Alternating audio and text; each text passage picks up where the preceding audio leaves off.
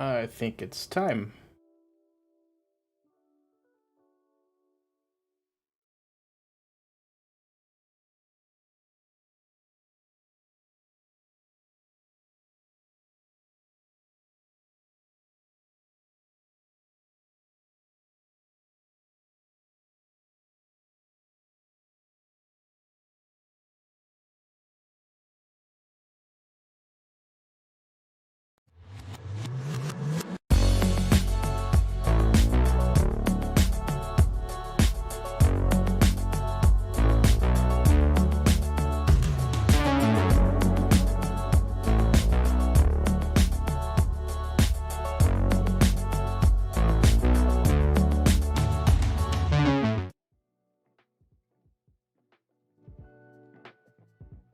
All right, there we go.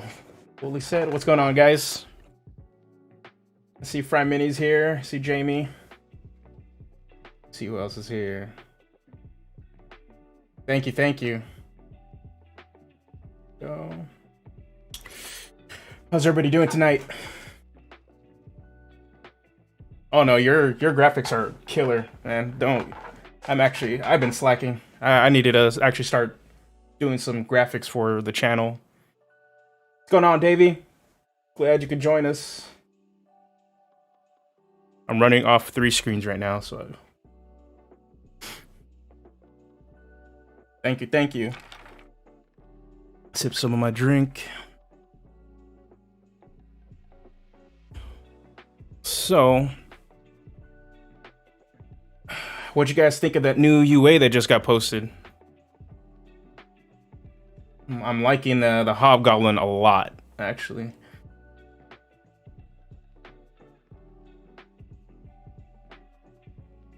What's going on, Miguel?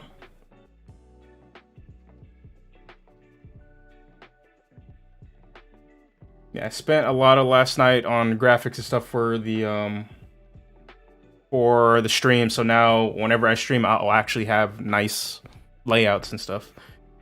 Actually, yeah, I'm using the Elgato Wave 3. I upgraded from a Yeti, and it's the best Christmas gift I ever got.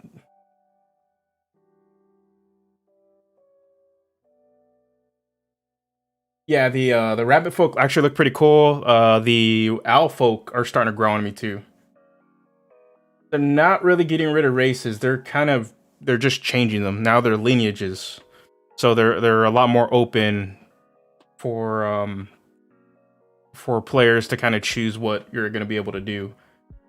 So there's still racial traits, which is I think the better direction, but now the ability scores and stuff are going to be more representative of a person's culture or their, what's the best way to say it, of their history or their life story.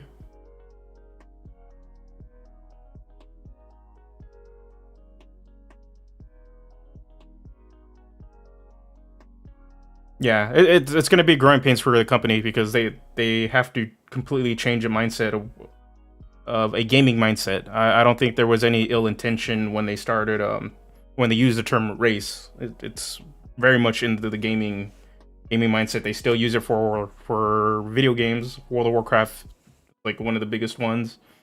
It's just now transitioning it into using lineage and making that the standard.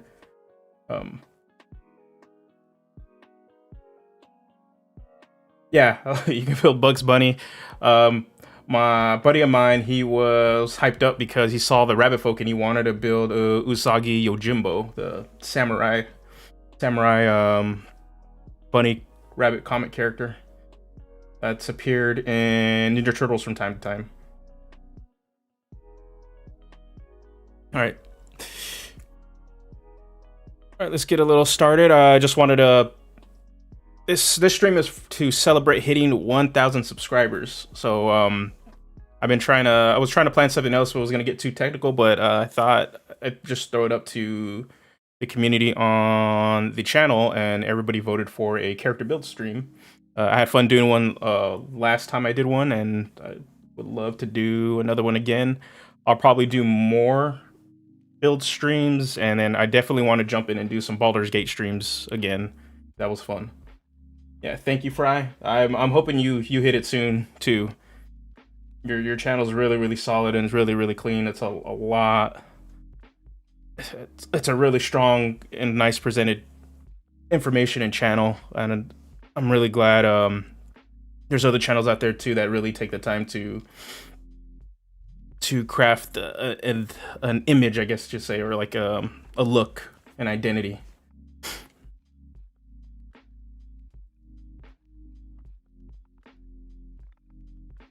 All right, so in terms of what we're building, normally it's not that I stay away from optimization. I just prefer to build towards a theme.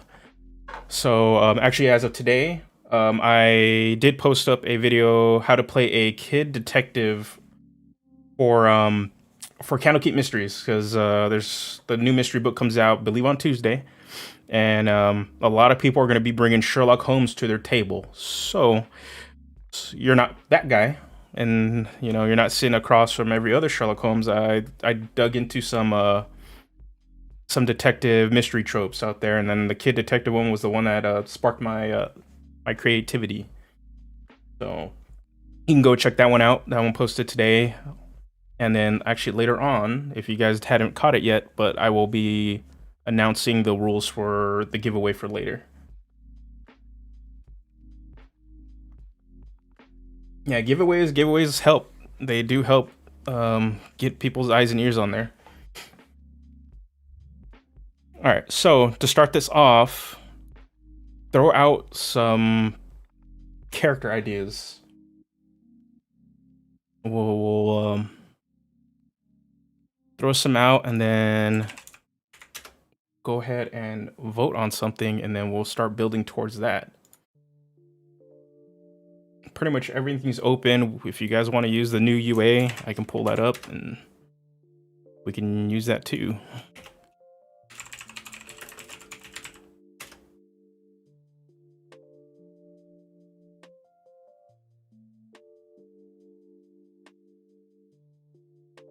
Yeah, my player group is in the middle. We have those that do build to optimize because they love the gaming portion of D&D, and it makes a lot of sense. A lot of us play Magic the Gathering, and a lot of us played competitively for Magic for some time. So or they play competitively in like other games like shooters and stuff. So they really love the war game aspect of D&D, and then there's those of us that like to roleplay a lot. Turtle, Vampire, Sorcerer, that's a multi-class. We're just gonna throw that one out there. I don't know, that kind of, for some reason, that reminded me of Tonka and Razor from Ninja Turtles, and there's nowhere near a vampire. It just did. Yeah, it could be a multi-class anything. Or even, it doesn't even have to be classes, anything. If you just said, I want to see you build, or I want to see how a artist is built, or a sculptor. Or yeah, if you guys want to see something built towards a specific module, let me know. Just throw all ideas out there.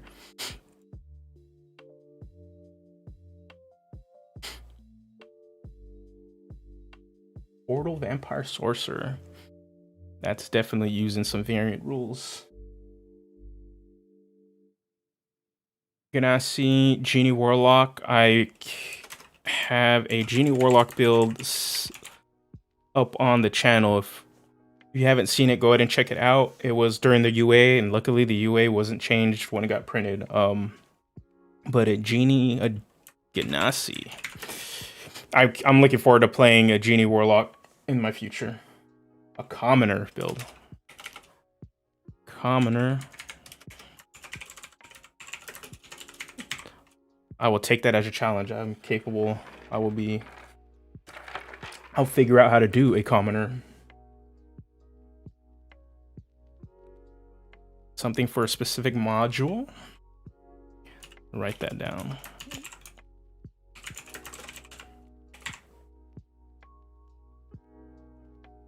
Give me a sec. I can pull that window so you guys can see what I'm typing.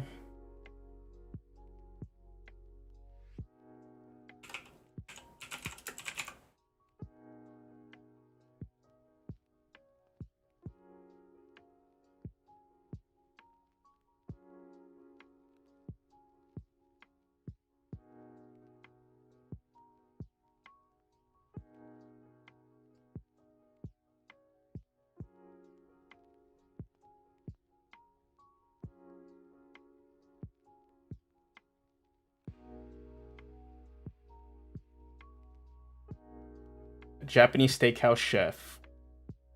A tapenaki chef. Pretty sweet.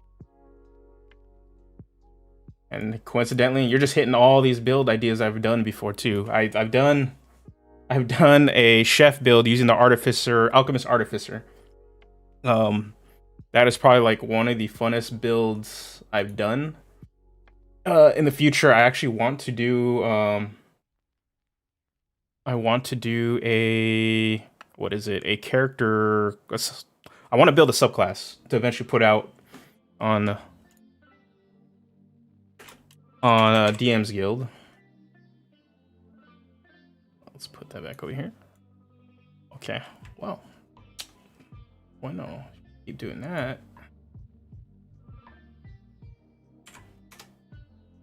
Demonologist, liking that one.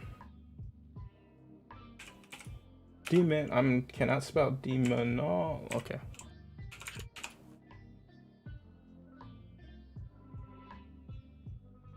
Demonologist. I'm liking that one a lot, actually. Demonologist.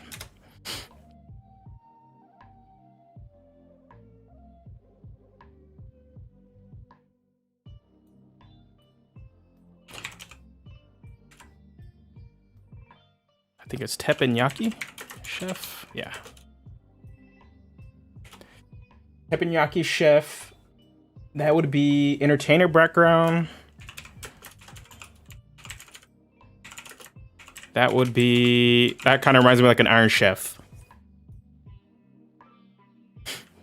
Might be what has to happen.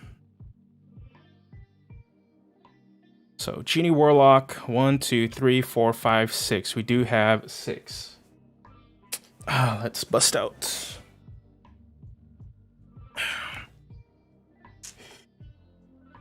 A Dragon Slayer. Okay, let's put that one on there too. Catching them all right now.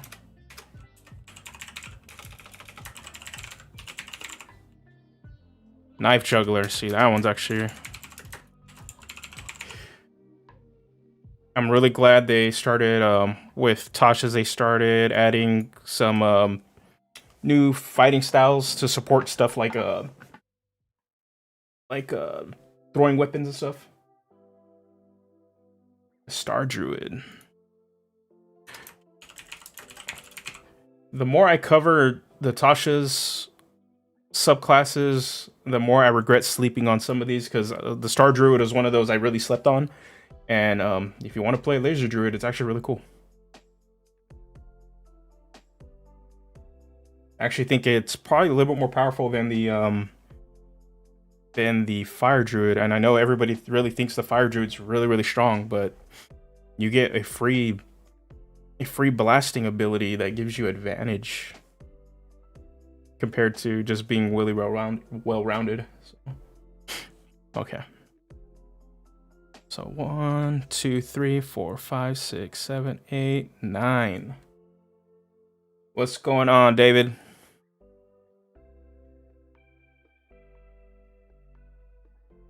Yeah, I've played a druid before. I played a Circle of Spores druid. The other one's a little underpowered. They nerfed it a little too much. Having your spore form tied to your temp HP was really, really...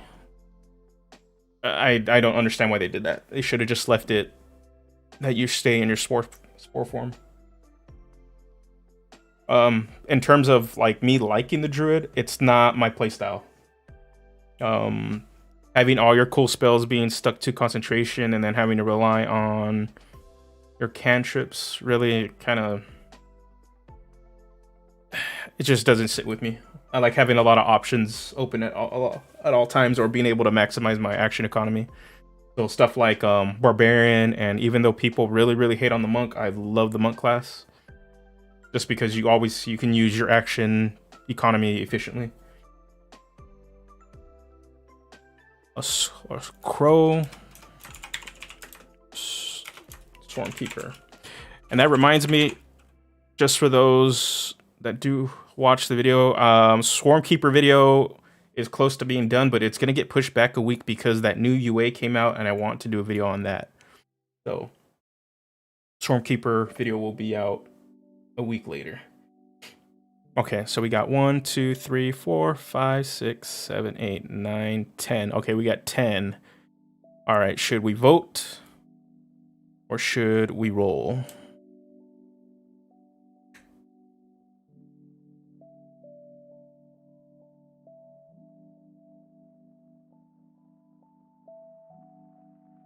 Swarmkeeper is really, really cool. It's probably one of the first Ranger subclasses that I actually wanted to play.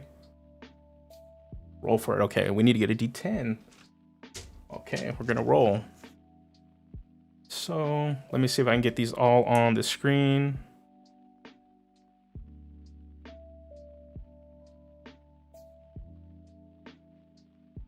Let me get a D10.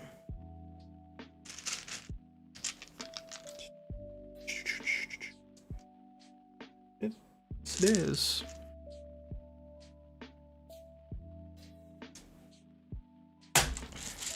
Let's see. All right. D10. I'm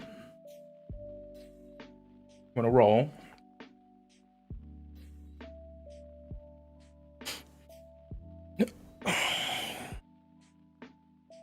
See if you guys can see it. That is a 9. So I believe that will be a Star Druid. So, okay, so let's build a Star Druid. So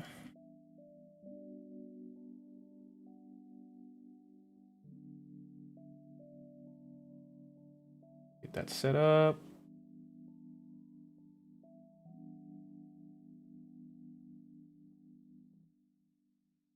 Now we know we're gonna do a Star Druid.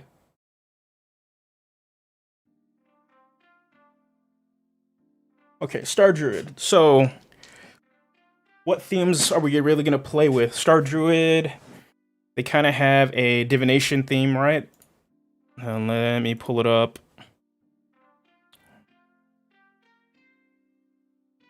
Okay, so let me circle the stars, and also let me pull up the Druid class features.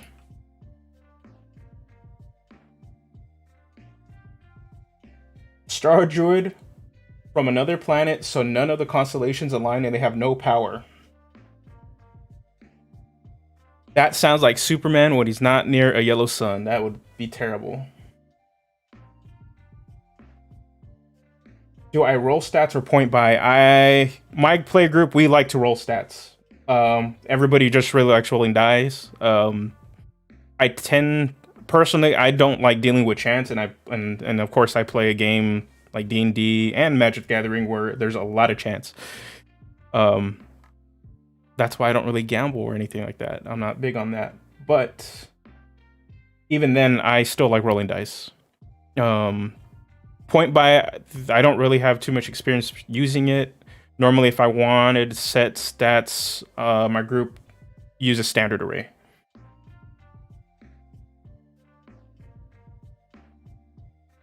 Straight D20s in order? No, we do roll 4d6, drop the lowest. We use the common. The only variant I've used, let me pull up the, we're gonna look at Druid stuff really quick. The only stuff I've variant we've done is we do the roll 4d6, drop the lowest, but after everybody rolls their stats, everybody votes on which stats to actually use. The only problem we've had is that since we have a bigger group, obviously there's going to be that one guy that just like rolls ridiculous, which is my buddy David, who's in the chat. He's just super lucky, so he tends to roll really, really high. A minimum total? No, we don't normally have a minimum. Conversely, though, my other buddy who tends to DM a lot for us, but when he gets to play, he has terrible rolling. So he tends to roll really low. So, and he likes to keep his scores. Okay, so we got our Druid. Let's look at our level spread. So we're gonna get Druidic spellcasting.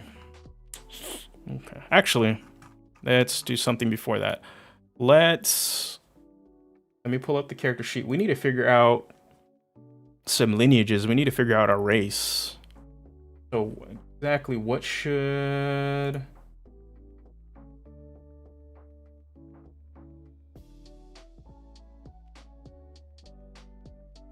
What race should we pick? So we know our class. We're gonna go Druid. We're gonna go Circle of Stars.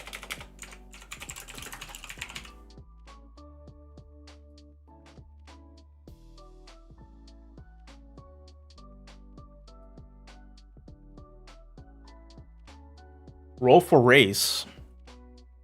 Well, what concept are we going for Circle of Stars exactly? We got a Druid that uses the power of constellations and divination, using the stars to go full laser.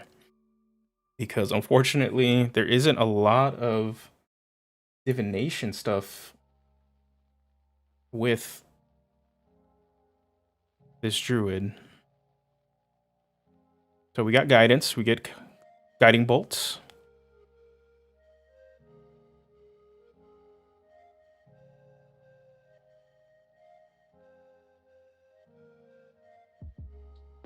A Mecha Gnome flavored Warforged, Lorekeeper Shaman flavor. A Gith would actually be pretty cool.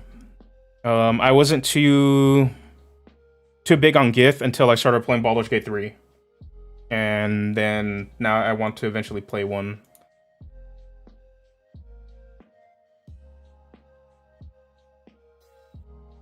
Go. Alright, let me know if the text ends up being too small. I can always zoom in. Gith is... I'm liking Gith.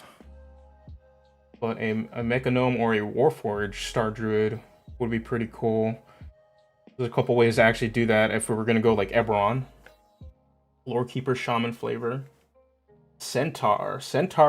A Star Druid Centaur would be very Theros. And I'm liking that too.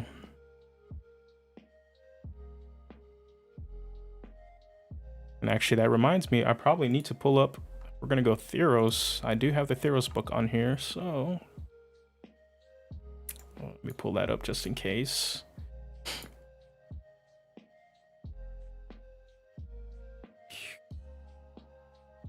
So we got Centaur, Gith. Centaur, we got a Gith, we got Warforge. And for flavorish, we can go Lorekeeper, Shaman. Lorekeeper is probably the stronger one because it's very broad enough to do it.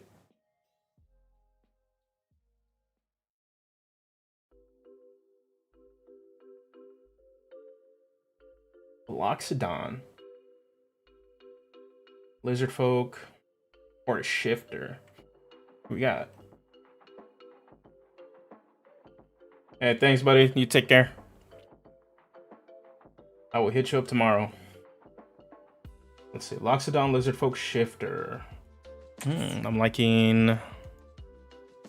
Okay, so I'm really liking Gith, so I'm just going to write this down really quick. Gith. Centaur would be pretty cool. There's some other stuff. Background. We're just going to put Lorekeeper right now. Because I'm really liking that as a background. The Loxodon Lizardfolk Shifter. A laser lizard. Be interesting. I'm liking Warforged, but I really like Warforged from Eberron. If you guys haven't been able to play in an Eberron campaign, I've been in 2 so far, and it's probably my favorite setting for D&D right now. Loxodon. Okay. Alright, so I'm going to pick between these 3. So we got a Gith, a Centaur, and a Warforged. So... What are you guys thinking? We go Gith, we do get in that, like, we can really lean into that heavy space, outer realm sort of feel. Centaur really lends itself super easy to a Theros Theros build, and Warforge Star Druid is interesting. For me, it's like that's like another Spelljammery sort of thing. So we got one for Warforge, we got one for Gith, another one for Gith. I'm just gonna remove the Centaur because they're clearly losing already.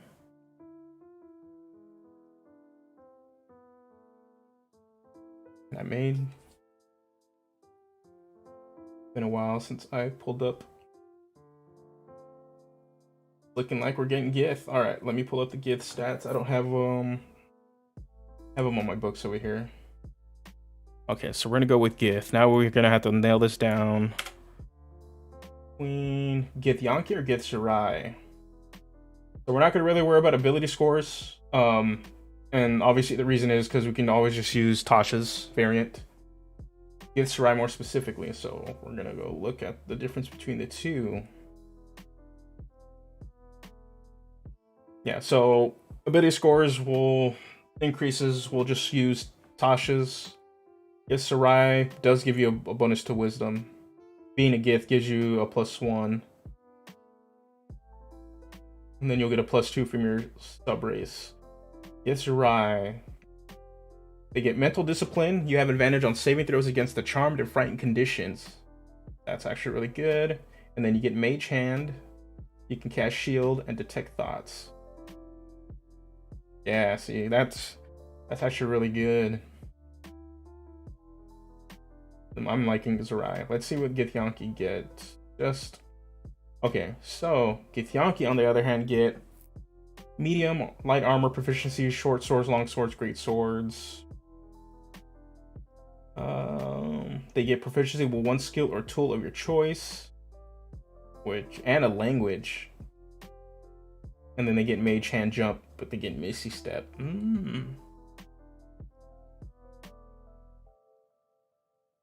Yeah, I like Githyanki, but I like playing Gish characters. I really like mixing your spells and your melee together. But I think for this, and to really lean into the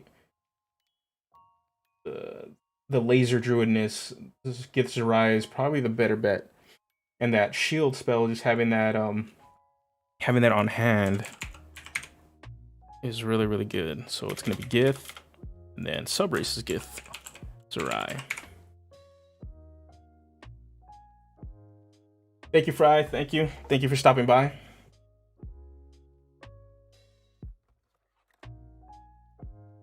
Okay, let's. Okay, so we got racial, so we're gonna put in mental discipline.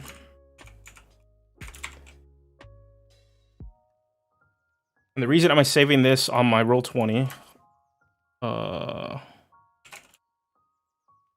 is because after the stream, I will get this up on the weekend, and then I will port it over and have a open post on my Patreon, so everybody can take this build and use it for whatever game you want. There's actually already one up there from the last time I did a character build stream. There is a way to play a Puppeteer Master, and that is up on the Patreon for free for everybody.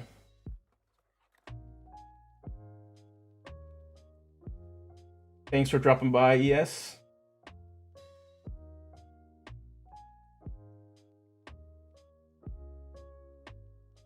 Okay, so we need mental discipline. Oh wow, Matt, thank you, Fry. Thank you for the 10.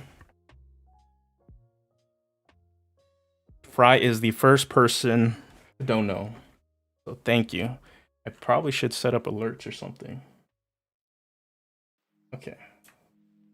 So we got mental discipline, advantage saving throws against charmed and frightened. Okay, and then we're gonna get that.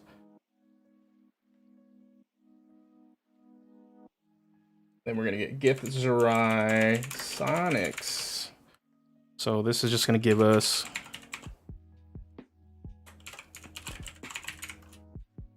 Mage Hand,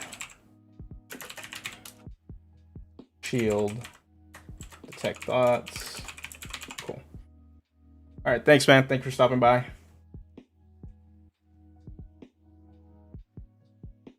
Okay, cool. So then we're gonna go also put a +2. And for this, what I'll do is, well, I'll use the standard array. So you just pull it up. It's been a while since I'll just use the standard array. Obviously we're gonna put the 15 here.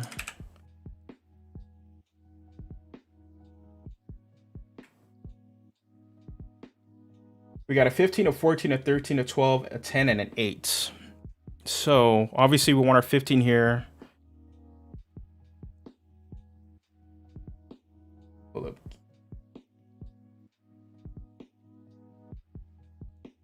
Yankee.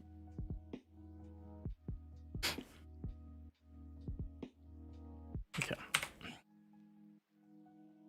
What are we thinking? We're thinking like a lore keeper, right? So that'd probably be a Sage background. So what I'll do is put Sage. What I'm thinking is this guy, this character, or this Gith guy or girl will be a... I can see them being some sort of traveler that is going out collecting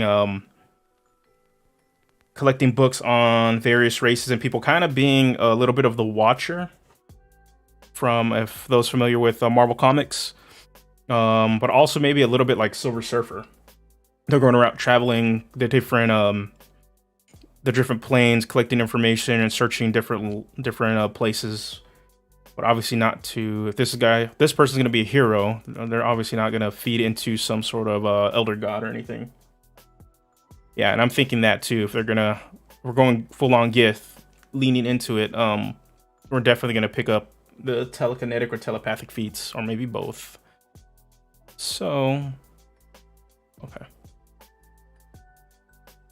So if anything, we probably can, let's see, we got a standard array. So we got a 14. Optimization wise, putting a 14 into Con or Dex would probably be the best thing. Yeah, so it's either we go Sage or Far Traveler. It just depends on which ones. Okay, actually, we'll do this. We'll go 14 here. We'll go 13 here. This archaeologist background, that'd be actually really good too. Okay, I'm just throwing these out there. We probably don't need strength, so I don't mind throwing an 8 on here, and then that leaves our intelligence and charisma. I don't see this guy being too charismatic. He's gonna be a bit strange to people. He's not from this plane. Okay, so then we get a +2 and a +1. So I would do this.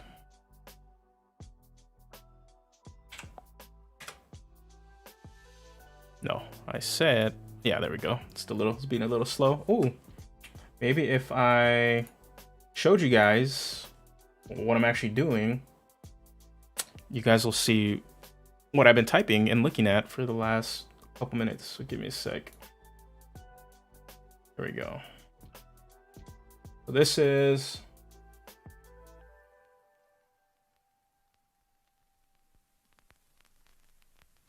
yeah, so this is what I was looking at.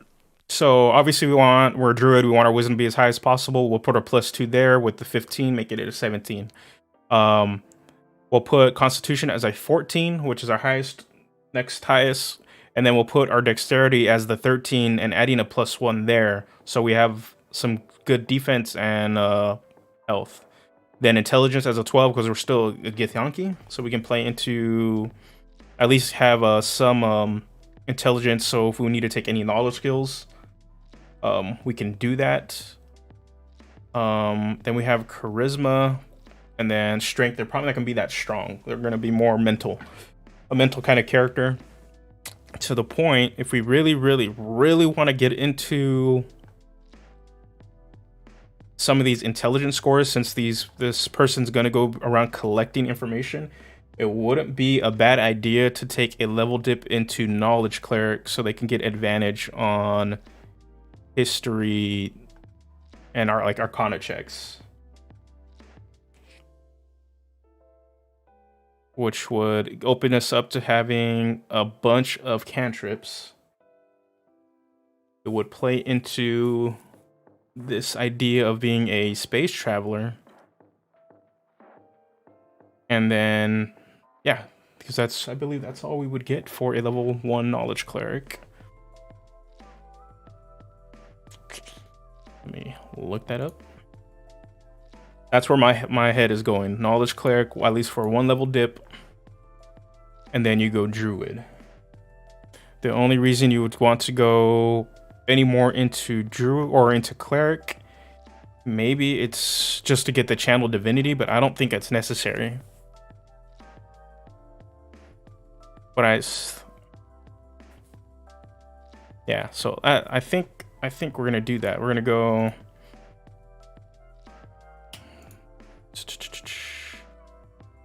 Well, we need to add a second class. Yeah, having expertise on stuff is awesome. I think to have this sort of stuff from the get-go, because the only other way to get it is use the expert, or I believe it's from Tasha's, the new feat. It's one of the new feats from there. Give me a sec. Just setting up some. Okay. Cool. Let me pull up Tasha's and I'll show you what I mean. We're gonna go with this one. Okay. Circle of Stars. All right. Let me show you. I believe it's the Skill Expert feat. It is a variation of the Prodigy feat, which is something we can look at when building this. I'm still leaning on the Knowledge Cleric because having all those spells and having expertise on 2 skills plus additional languages seems like somebody who is traveling the stars, traveling between planes, and is just learning information, just watching people. Would probably be a bit more. Also, we probably would have to wait until level 4 just to get this, when it's probably a feat that they can just, something they should just be able to do from the get-go. Oh, okay, yeah. Let me pull up Knowledge Cleric. Yeah, so Knowledge Cleric, your Blessing of Knowledge. At level 1, you get 2 languages of your choice. In addition, you choose 2 of the following skills. So you can choose between Arcana, History, Nature, or Religion. And then you double your proficiency ability checks with that use either of those skills. So for this character, I would choose Arcana History. It would make a lot more sense. The only thing is,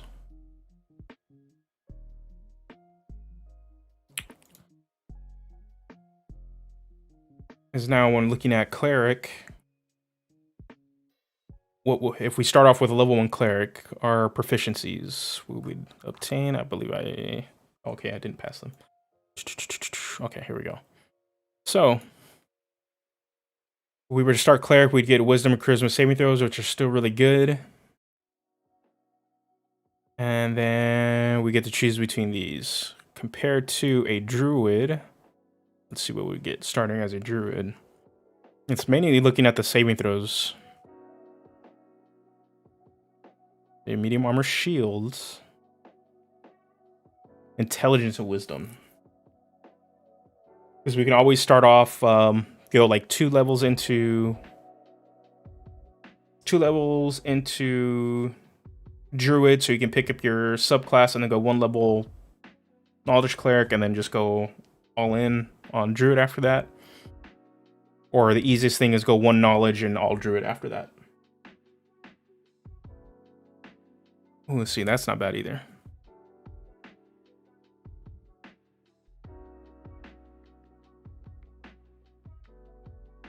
And to see with the druid, because I believe the way the wording is. Let me see the wording. Yeah, I would say start druid 2. Like you're gonna push behind your level, your spell progression, and your ASI or feat. If you go 2 and 1 to start off, but you're gonna be able to play your character, which I think is a lot more important than power at times. Like if you can immediately from the get-go, at least in the early levels, play your character, you're gonna have more fun regardless if you're hitting stuff or doing spells or just being the strongest. Because sometimes those little that single point advantage doesn't really matter too much. Your proficiency bonus double for any ability check you make that uses either of those skills. Okay, so the expertise would not apply to Arcana or History, but Arcana and Nature. Arcana and Nature would probably be better. So yeah, so what we're gonna do, we'll start Druid. I'm thinking go 2 and 1.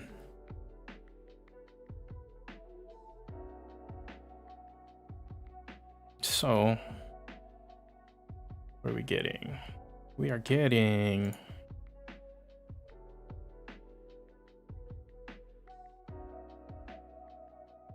okay, so immediately give us Tell Wisdom. Cool. We get to choose 2 skills from these, so we need to pick Arcana, Animal Handling, Insight, Medicine, Nature, Perception, Religion, and Survival. The channel divinity is good. I just don't know how good is it to dip in. I think it would go 2, 1, another 2 levels, or another 3 levels of Druid, and then maybe another level into Cleric. So by the time you're level 7, you'd get that additional Cleric level, and then you can finish off Druid. That's if you really want the channel divinity, and it's good. I just don't know how good it is. If it's really worth it. And if it actually fits the character, at least the character way I'm seeing it in my head right now. Okay, so let me bring up this. Okay. So all right, we need to pick some skills. Yeah, that's what I was. You hit it on the head. For sure, we're gonna want perception. There's no way that like against roleplay, it's easily one of the most optimum skills you can pick because it is the most utilized spell or utilized skill. I mean, in the game. But it also makes sense for most characters that they're perceptive. If you're playing a fighter who happens to be a guard, or even if they were in gladiator fights or something of that nature, they're gonna have good perception. Same thing with druids or anybody that's out in the woods and in sort of the nature environment. They're gonna be looking around a lot, so it makes a lot of sense. It's really hard to say, well, your character shouldn't have that skill.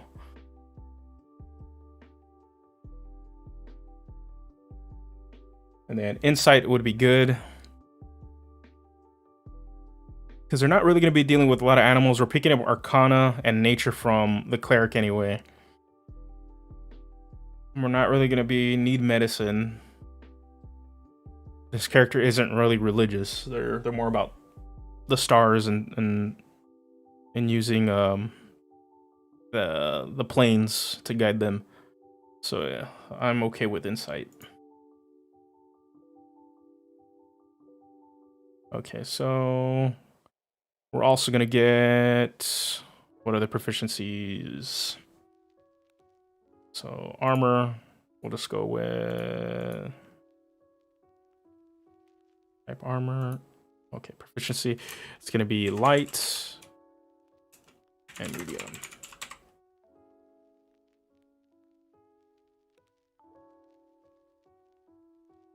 Okay, cool. And then we'll go shields.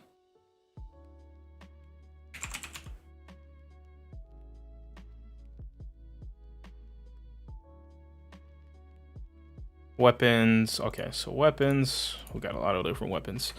Clubs, daggers, darts, javelins, maces, quarter staffs, scimitars, sickles, slings, spears. Cool. A lot of that. And then tool. Oh, we don't need that. Tool. We're gonna go with, we get an herbalism kit. We'll just say use wisdom. Okay. Druid all the way, you have enough starting wisdom into you could pull a feat. The other option, starting level 1 rogue, then rest druid, more skill and more expertise. The thing is, while rogue would be an optimum play if you want a lot more skills and expertise, it definitely doesn't fit the character in mind. The kind of character we're looking to build is very very in their head. They're not trying to be sly. They're the way I'm envisioning this character is, for those that have seen WandaVision, this is very much Vision. They're very cerebral. They're very in their head, and they really think and process information before actually making taking an action. Yeah, they're very bookish is another way to put it. Also, there's another character. Silver Surfer would be another good example of this. Silver Surfer would probably be the best example for this because he's very much like the Vision. Very thoughtful, very likes to ponder, but has pretty much a laser druid abilities. Yeah. And the only reason I wouldn't go charisma with this just because there's two ways to play it. He puts people off to the point where they just don't want to deal with him, or there's something about, despite being from another world, they're able to sort of mask themselves away.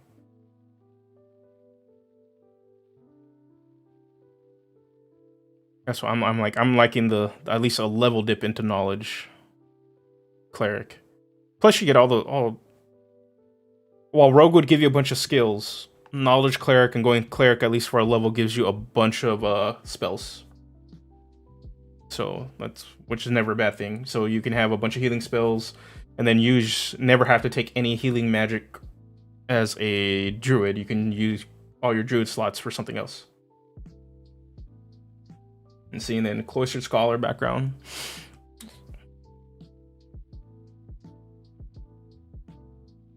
Exactly. He struggles. He struggles to interact with people, and it might just be because since he is extraplanar, the way that character's own customs are where they're at, not necessarily apply to the cultures and people they're interacting with now. That's why, like. Okay, so we'll go here. I think that's what we're getting. We can always choose spells after we're done sort of just building, getting all this fun stuff done.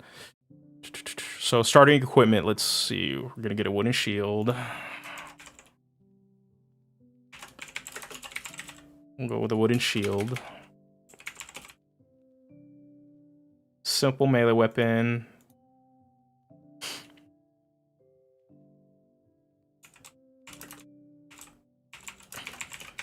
Simple melee weapon or a scimitar.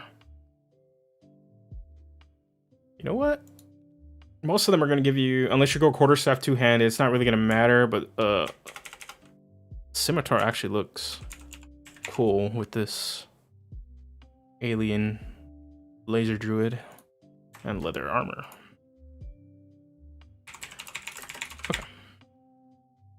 Explorer's pack, not going to matter too much. Okay, cool. Okay, leather armor.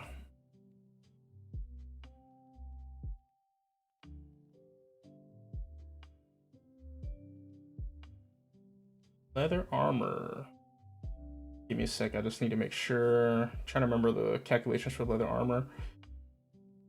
AC is 11. I think it's 11 plus Dex modifier. Right? Yes, it is. 11. Our Dex is plus 2, 11, 12, 13, plus another 2 for the shield. So we're at an okay 15. Oh yeah, the shield can be made out of like... to play this up, I'd make it as weird as possible.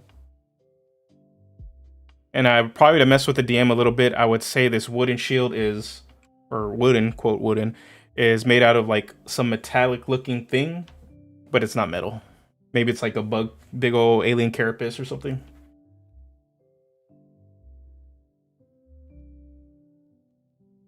That it is 12 Dex. Yep. So with just the starting equipment, we're at a solid 15. That's okay. We're gonna be a laser druid, so we can sit in the back and just shoot guiding bolt all the time. Okay, so their hit dice, I believe. What is this? A D8? Yeah. Okay, so I don't need to worry about this. Okay. Saving throws, I already put it in for us. Okay, so let's... Did we figure out and decide on a background? So I said Sage, but there was Far Traveler, was another good one. Then there was Cloistered Scholar. Yeah, and we can cast Shield. That is another really, really good.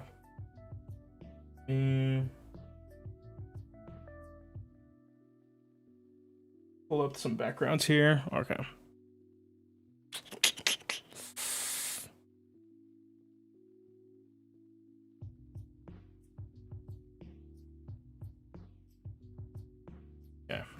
Look at the book. We're gonna look at the base ones, but I have on an off screen access to some of the other ones. Where are you at? Oh, here we go. So we're looking at... I suggested Sage. I know there's Far Traveler. I don't think anything else out of the base ones fit it. And then I know there is Cloistered Scholar, Far Traveler.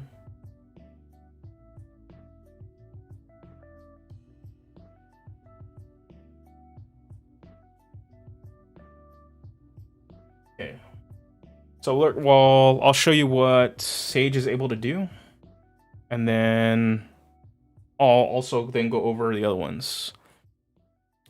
Here's the problem. So we get Arcana and History in the 2 languages of the choice. The thing is, we will be picking up Arcana from Cleric. So I don't know if we really want to pick this one. What would Far Traveler? What else do we get? We get another 2 languages so we can speak more stuff. And the thing is, I think with this character too, the languages we would pick, I would say make all the weird extraplanar ones. So like Abyssal, maybe even Draconic, I could always forget the devil one. Infernal, Celestial. Yeah, see that'd be really cool. You do have like put a jewel, not an Infinity Stone, but maybe an Infinity Stone. So yeah, we're making the vision, guys. So yeah, so 2 languages. Okay, so this is what we get with the Sage. Arcana, History, 2 languages, some ink, quill, small knife, 10 gold. Only problem is Arcana we are going to get from the Knowledge Cleric.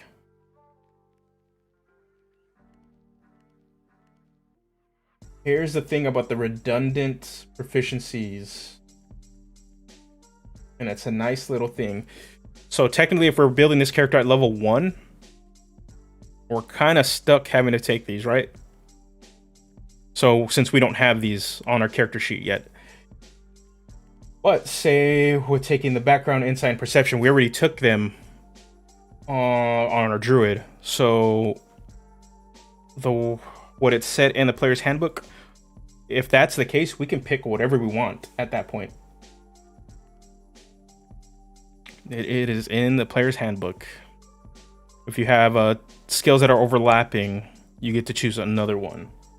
The only reason this becomes an issue if we take the knowledge cleric is that arcana skill that we get from the knowledge cleric specifically is the only way we're going to be able to get expertise on it. So that's why sage is, we can't really pick sage. Far traveler's good, and then we would get to pick 2 skills of whatever we want. And then I'm looking at cloister scholar, so it's going to be similar to the sage, but okay, so we would get history, and then we get a choice of arcana, nature, or religion. So obviously at this point we would pick up religion.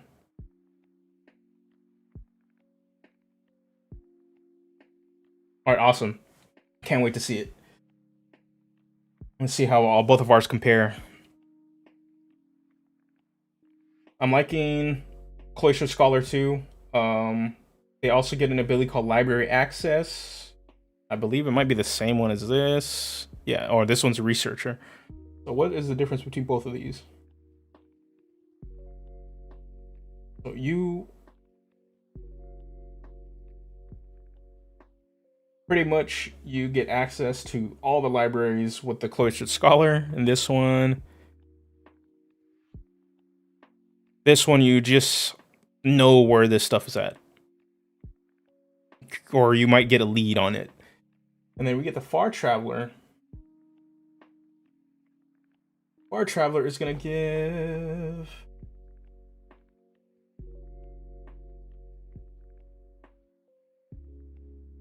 you some fun roleplay traits, build some quirkiness. You get a musical instrument or gaming set of your choice. Any one language. I'm actually liking the Cloistered Scholar a little bit more. And I think it's just because we would get an extra language off that one, while this one would give us a musical instrument or a gaming set.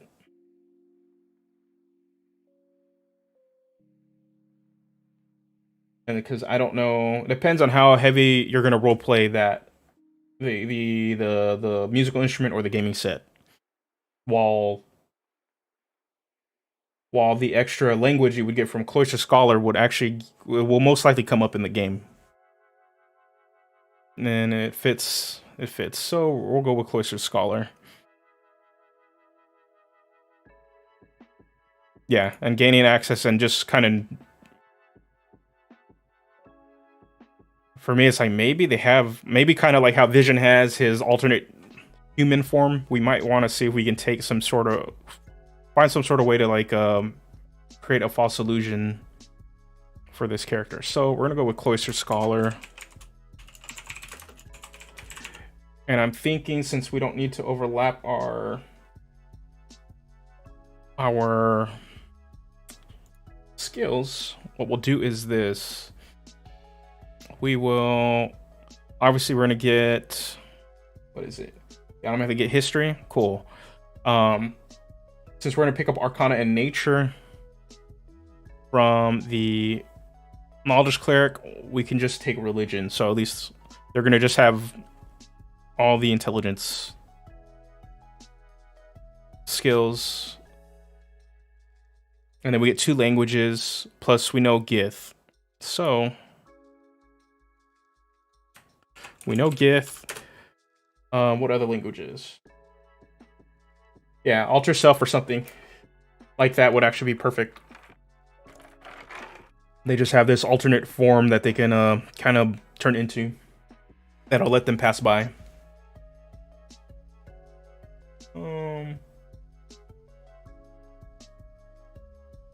Thank you, ES. Good to have you stop by.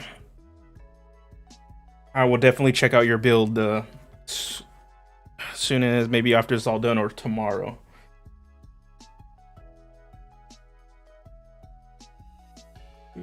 Okay, so languages. Right now, we need to look at some languages.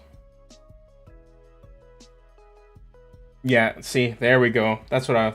Eldritch Invocation wouldn't be bad.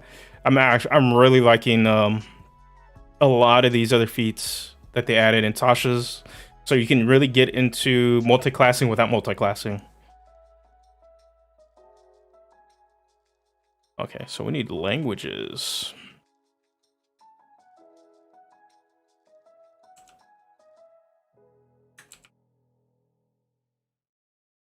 There we go. Yeah, stuff like that. Primordial. Okay, the languages. No, we need like some of these exotic ones. So we got Abyssal, Celestial, Draconic, Deep Speech, Infernal, Primordial, Sylvan, Undercommon.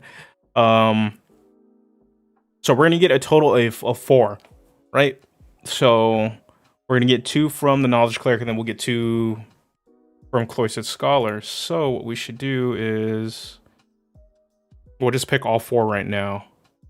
I'm thinking Abyssal for sure. Abyssal, Celestial, Infernal, Primordial? Oh, Deep Speech would be... Deep Speech would actually be... It's a lot of good choices.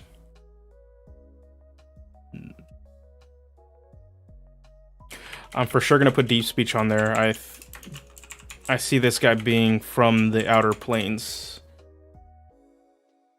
And then if they are coming in trying to look for mind flayers and stuff, that can be another reason why they're in the realms themselves. Undercommon wouldn't be a bad idea just because there are mind flayers and beholders in the Underdark.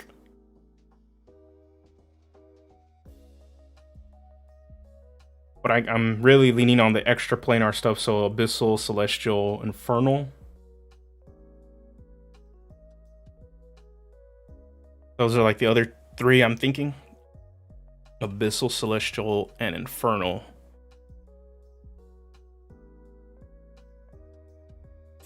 That'd be very Martian Manhunter-y. Abyssal, Celestial, Infernal. I think I cannot spell. Okay. Celestial, Infernal. I'm thinking that. Yeah. So they can speak Gith, or they can speak Common, Gith, Deep Speech, Abyssal, Celestial, and Infernal. That would pretty much take care of every extra planar language. Primordial would be cool. It's just weird. I didn't realize Primordial uses Dwarvish script. Kind of weird. And Mind Flayers and Beholders don't have a script. Okay, so we're getting our languages. Okay, we'll do cantrips and stuff and spells at the end. Let's just take care of this. Okay, so now we know we're gonna get into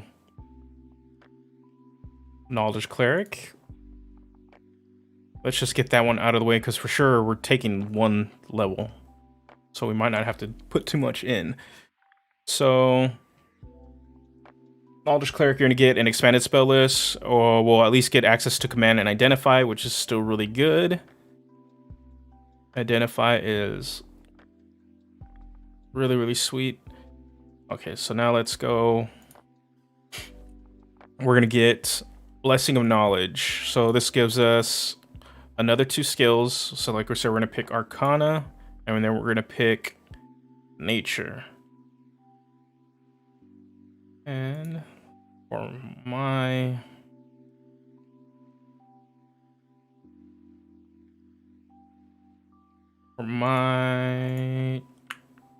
later, so when I port this over, I'm gonna put the expertise on there. Whole Rosetta Stone. Rosetta. Okay, here we go. So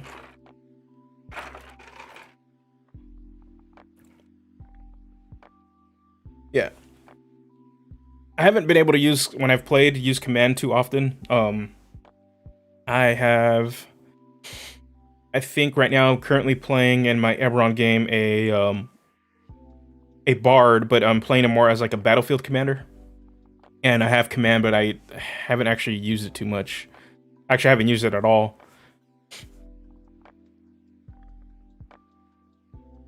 Use Dissonant Whispers, though, a lot. Scare people away. Okay, so we get Blessing of Knowledge. We're going to do class. So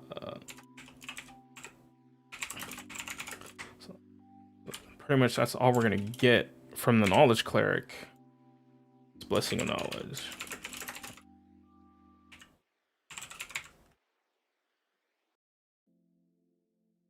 And then we get 2 more languages we already picked.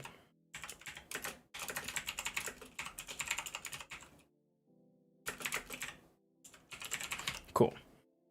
That's pretty much it. This is all really we're going to get, and then we'll get access to always, I believe, right? We should always have access to command and identify, being a...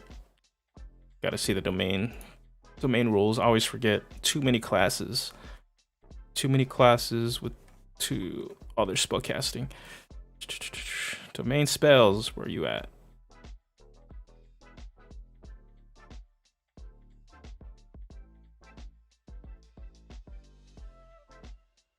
Okay, so yeah, so command and identify will always be prepared.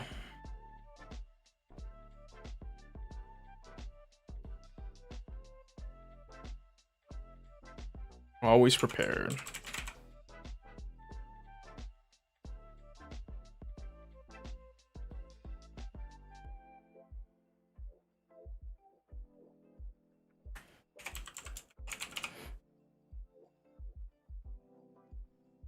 There we go. So I'll just put those there. Okay. So now let's start looking at our circle of stars. So first ability is star map.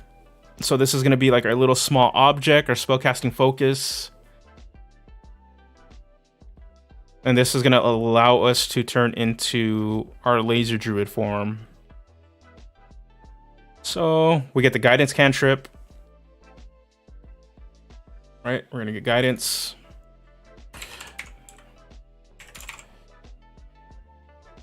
We're gonna get guiding bolts. Guiding bolt will always be prepared. And it counts as a druid spell. And it doesn't count against our known spells. So we're gonna put this down.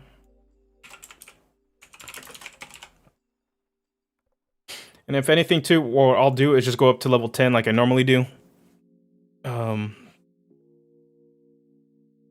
Probably the best thing. So we're not here all night. This is actually a really cool thing. This is why you can just sit there and spam Guiding Bolt. Is that you can cast it without expending a spell slot equal to your proficiency bonus. So that's, and for those that don't know, Guiding Bolt,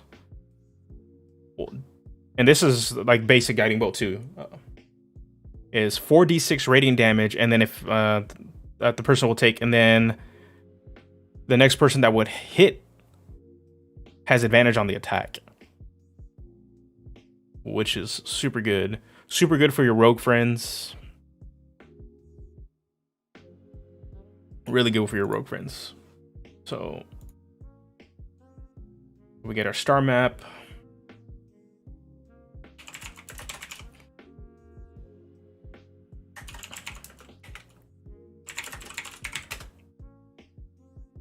Okay.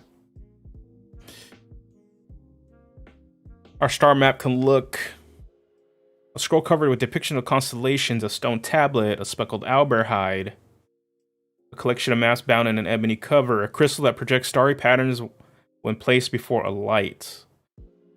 See, I would ask if we can have the crystal and if we're allowed to place it on our head.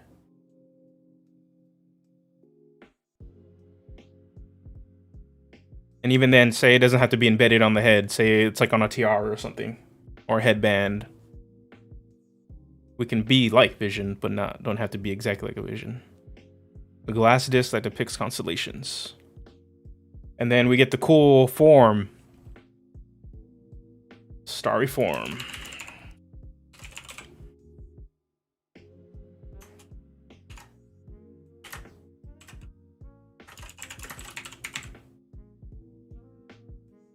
Okay, so this is what we will be using our bonus action on.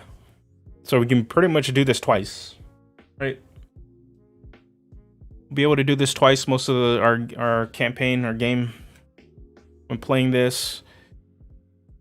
What else are we gonna get? We can shed a light around us for out to 10 feet for 10 minutes.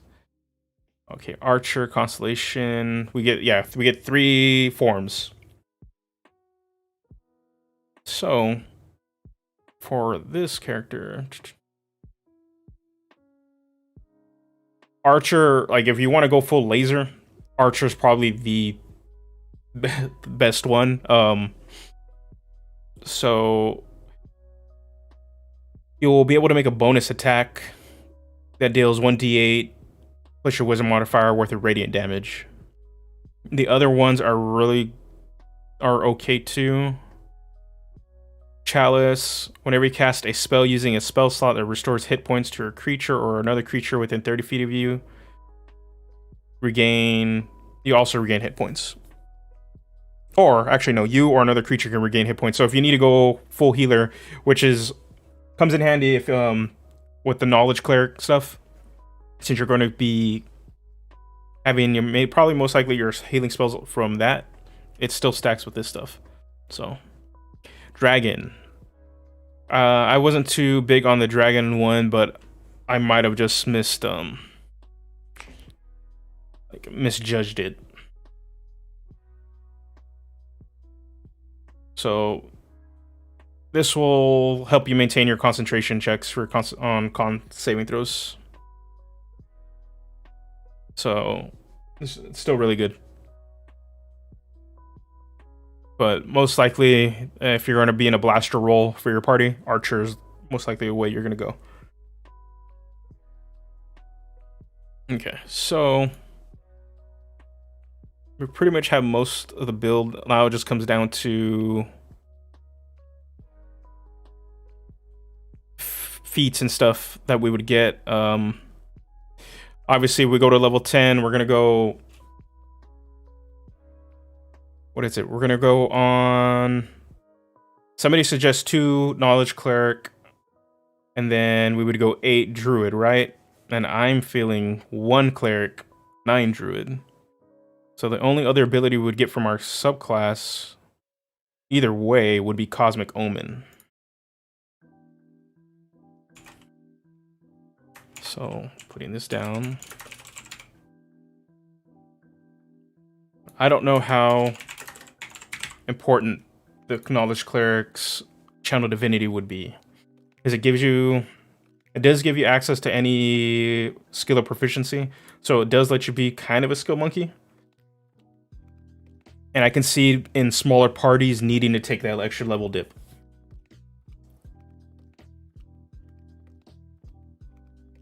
But in maybe bigger parties, or you have a rogue or an artificer, you might not need it.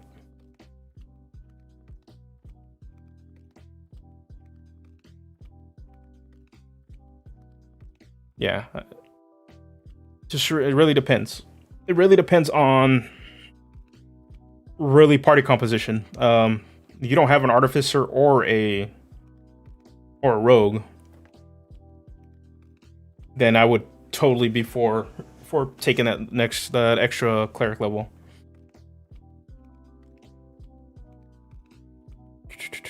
Okay.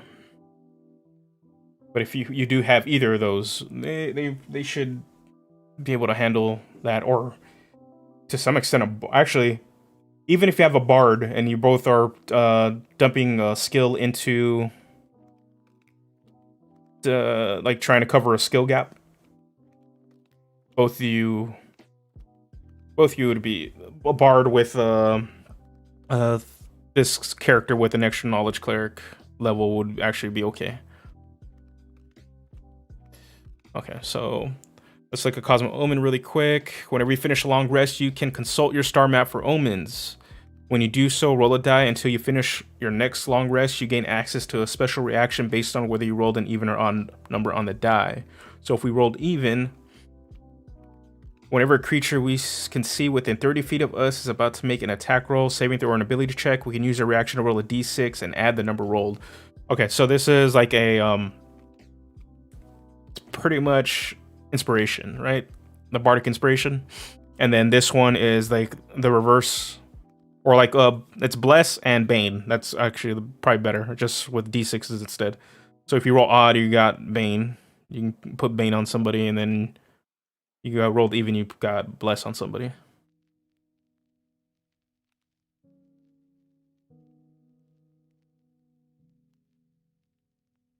Okay, so that's super good. Okay, so let's take a look at our druid stuff really quick, and then we'll jump into, we're at least getting access to potentially 2 feats, right?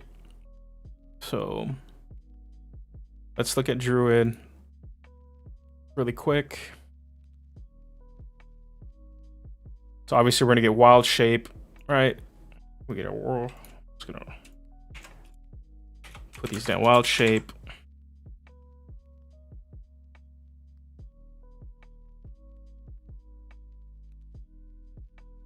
And that's pretty much gonna be it, right? Yeah. Okay. Don't gotta add any much after that. Wild shape improvement. Yeah. So we get wild shape.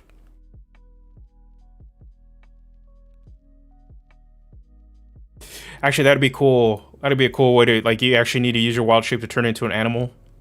And just ask your DM to make it like some sort of celestial looking version of it.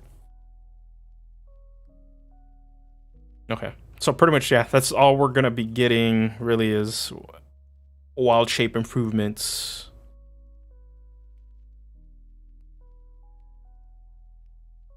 So even when we hit level 8, we can start flying.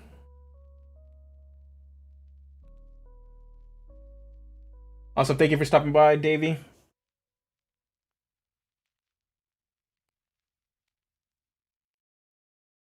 Okay. Yeah, so this is all we're going to be getting. So we do not need to look at any more of this. So we're good with the druid. Let us look at, or at least getting access to 2, since I'm only going to go to level 10, at least 2 feats, right? So let us go back to, we have a bunch of feats. I know people have suggested some. What did we suggest? We said Eldritch Adept, right? And then we said telekinetic, and then we're also gonna look at telepathic. What other feats would you think, right? I really like the Eldritch Adept so that we can get access to some Warlock stuff. We need to get. The only problem I will say with Roll 20 is that in order to get to certain things, they don't make it as easy as it should. So that is why I still buy books. And we need to look at other certifications. So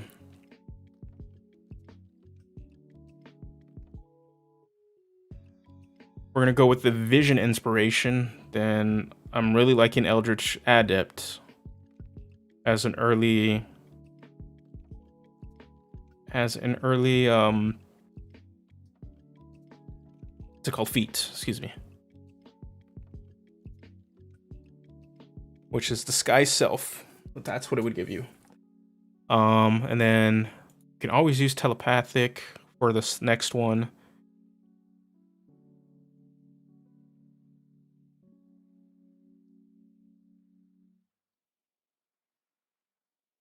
So telepathic pretty much lets you speak to a creature within 60 feet of you, right?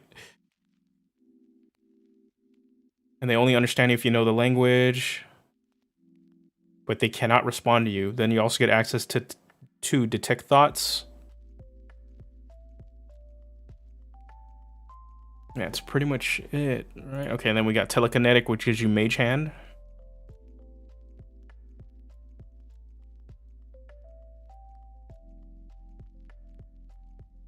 But the mage hand is actually invisible, and then you get a bonus action to shove somebody.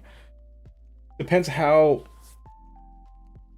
much of like a Jedi psionic you want to be. Telepathic probably fits more in line with his very reserved and bookish character.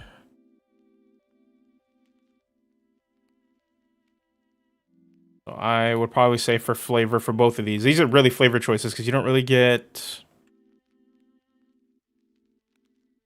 the telepathic stuff lets you pretty much do message, but they just can't talk back to you. And Eldritch Adept is another thing for flavor, which I'm liking both. But telekinetic is just good just because of the being able to push and pull somebody, right? Let me pull it back up again. Close it too soon. As a bonus action, you can try to telekinetically shove one creature you can see within 30 feet of you. When you do so, the target must succeed on a strength saving throw or be moved 5 feet towards you or away from you. A creature can willingly fail this save. I'm actually liking telekinetic more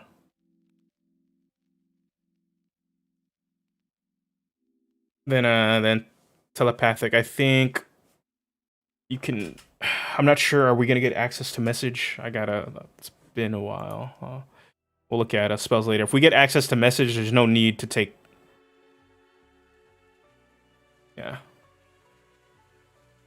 So, thinking.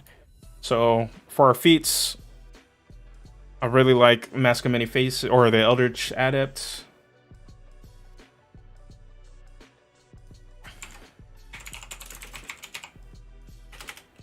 Eldritch Adept. And then we'll go Mask of Many Faces. Yeah, I'm liking telekinetic too. Giving you... It gives you another bonus action thing to use, especially if you have the option. Say you're not going to go into Archer form on your Laser Druid because you need to have the healing form or something like that. Well, okay, cool. Now you'll be able to push and pull people away.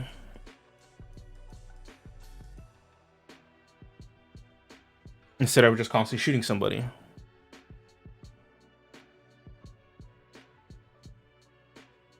Okay, so we're gonna go Eldritch Adept, and then we're gonna go Telekinetic, and then we also get access to we get that Mage Hand. Mage Hand, and what else do we get? Oh, that push ability. Cool. Yeah. I think it's gonna come to a point now. We're gonna start picking. Yep, I think Telekinetic just has more utility, and you can just do more. And I'm thinking too, since if we're gonna use at least one feat or ASI slot to do something that's more flavor, like Eldritch Adept, it wouldn't be bad to eventually just take something else that kind of gives us more power. And then down the line, your other ASIs, you can just always put them into your points later. Oh, that's true. That does get it to an 18. That is true. So...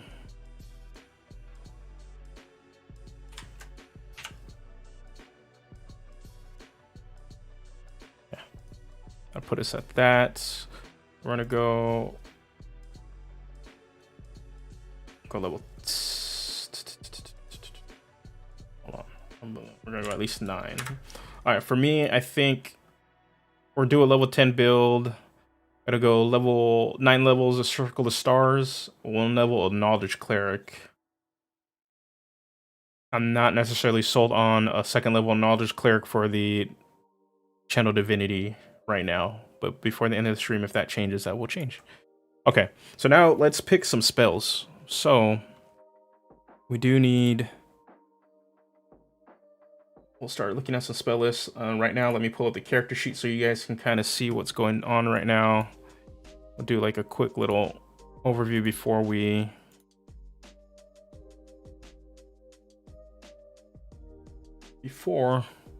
jump into everything for the actual spells, and that actually should finish off really the build. Okay, you guys can see it. Okay, cool. So with all the feats and everything, this will kind of be roughly what a standard array would be for your ability scores. We'd get that 18 for our wisdom, and eventually on a later ASI we can jump that to 20 if we don't get a magic item that pushes it up there to begin with. All right, so -1 strength, we don't need it. We're going to be in the back. Dexterity, which will be fine. Constitution, give us some okay hit points. Intelligence, because we at least should be somewhat smart.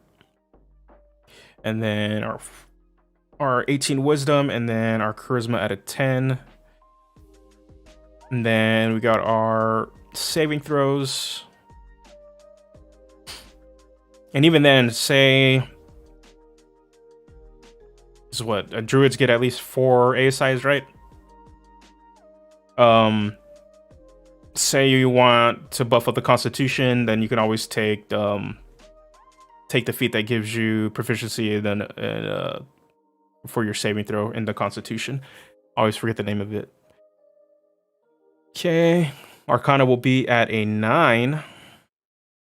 And then this will be when we hit level 10. Because we'll have a 4 proficiency, 5 in history, 8 in insight, a 9 in nature, an 8 in perception, a 5 in religion. And then for our abilities, well, I don't even know what this one is. Yeah, I don't. Okay, it's just an extra space. We get mental discipline, we get Gifts Rise Psionics, we get Blessing of Knowledge, Star Map, Starry Form, Cosmic Omen, Wild Shape, Eldritch Adept, and Telekinetic. So this character is looking really good. This actually looks really fun to play. You're gonna sit there in the back, go into Star Form, and then you'll actually be able to do... You actually be active in certain aspects of the role play, especially if you don't have the wizard, your traditional intelligence guy. Yeah, there we go, resilient. If you don't have that traditional intelligence character, this character can fill that gap pretty easy, and they don't even have to jump into any of those other classes. They can stick into wisdom and still do it. Okay, so I need to see a full-on spell list, so give me a second. We can look at... I think a D&D Beyond should have a full spell list.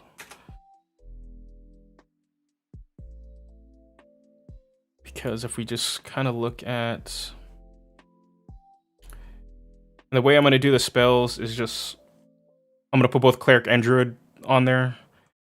Actually, no. Hold on. We'll do Cleric first. And we're just going to do by level. I think with Cleric levels, we're only going to get cantrips and first level spells. Could you dump Charisma and add 2 points into Intelligence? If we were doing point buy, yeah. I think that'd be fine. Yeah, because this isn't a point buy. This is a standard array. I'm only using standard array so we don't have to like generate any stats. And mainly, this is just when I do builds, I just do ranking of what scores you can do, just because at your table, what's the common one? Standard array, point buy, and rolling. Even then, there's other variations people do at the table too. So it's more so, okay, here's a ranking on what I would do, so that whatever rolling system your table uses, it'll you guys can go for it. Yeah, because people have a lot of different ones that I didn't realize that were out there. Honestly, when I started playing D&D, I just thought everybody rolled. I didn't really know point buy maybe till like point buy like 2 or 3 years when I was like into playing, and my table still doesn't want to use point buy. Okay, so let's go. Okay, so for the spells, we're just gonna list a bunch of different ones that we think fit with the character. So right now, what do we have? We have guidance already. We're gonna get mage hand, and then for our other spells, we have command, identifying, guiding bolt. So for cantrips, what would be some good ones to pick up from the cleric? So let me.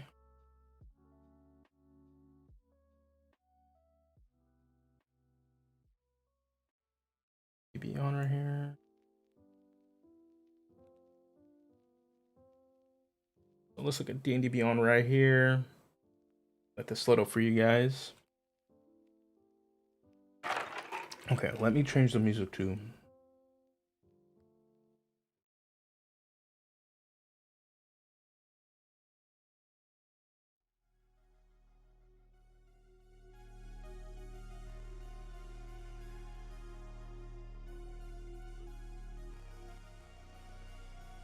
I'm gonna go put some synthwave on there. I went druid first, but the reason I'm just gonna go with cleric is right now, when we're just looking at we're just gonna throw a bunch of stuff on there. It's not so much we're gonna pick it exactly how many you would be able to pick. I personally like just giving a general direction of like, here's a bunch of spells you can take, and ultimately it's up to you to decide which ones you're gonna take. And the reason I'm just going cleric first is because you don't get that many. We're not gonna have to pick too many off of this list, because we're only gonna get cantrips of first level spells since we're only going 1 level dip. So it makes it a lot easier. Let's see. So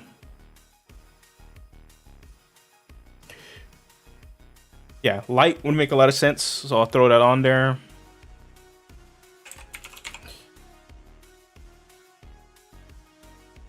So we're gonna get light.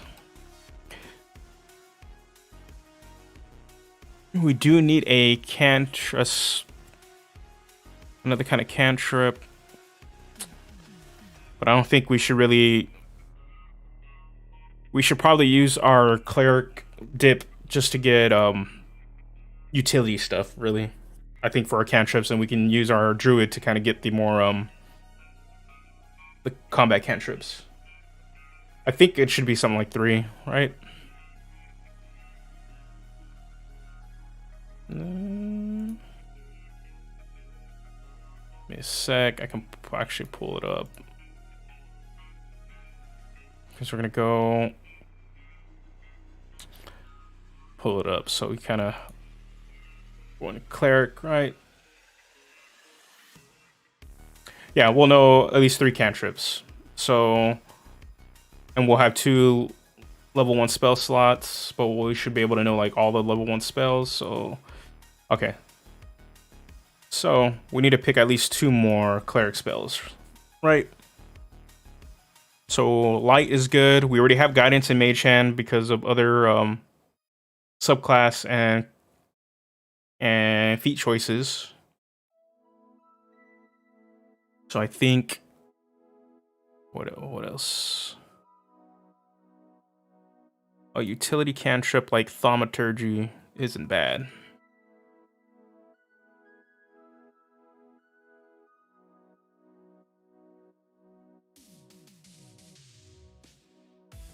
Yeah, thaumaturgy is good. They don't get prestidigitation. I hate that word. It is a pain to say. And what else? And Minor Illusion are always one of those. I always take one of those. Just because they do provide a lot of combat utility. So I think this Thaumaturgy is fine.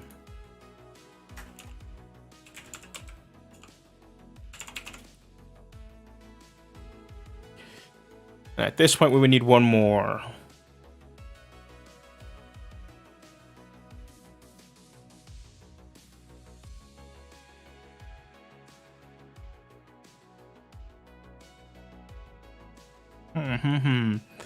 Not too sure. What are Radiants? I don't have access to this. But I have the book. Yeah, where do Radiants does? I think it's if somebody gets close, right? It's like a small area of effect spell. Cantrip, 1 action, 5 feet range. Each creature of a choice that you can see within range must succeed on a Constitution saving throw or take 1d6 radiant damage. Yeah, it's either between... Yeah, I'm thinking more Spare the Dying, just because we want more utility for this. And it's a yeah. So it's either that or... what is the resistance to? Or we can take Mending. We want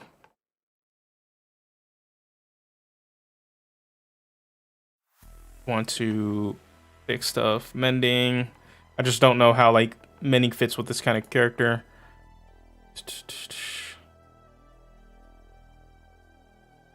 Number rolled to 1 saving throw of its choice. That's a saving throw. Resistance is okay. Thinking more Spare the Dying. I think Spare the Dying is going to make the list.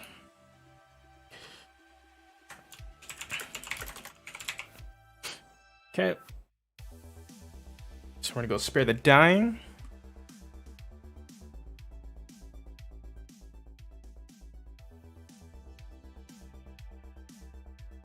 Okay. Then, okay. Let's see. Yeah, it's either between Resistance or Spare the Dying. I think I'll just go ahead and throw Resistance on there too. It's more so, this is more of a... not so much an exact pick. It's more choose between. Here's a good list where you can choose from. Ooh, that's Mending. I didn't think of that, but I actually like that more than I like Spare the Dying or Resistance. He can be a sort of he rests like a restorationist. He goes around and actually restores old stuff that they find. So we're gonna put Mending on the list too.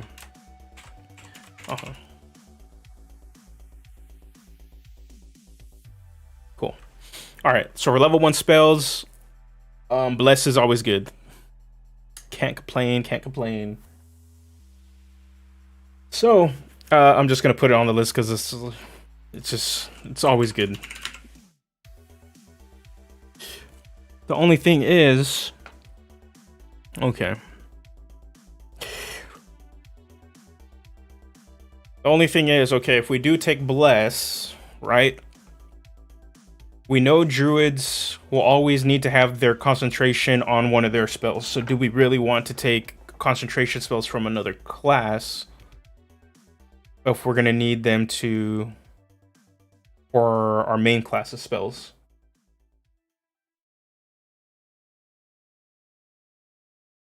Then again, you get to cherry pick your cleric spells anyways every day.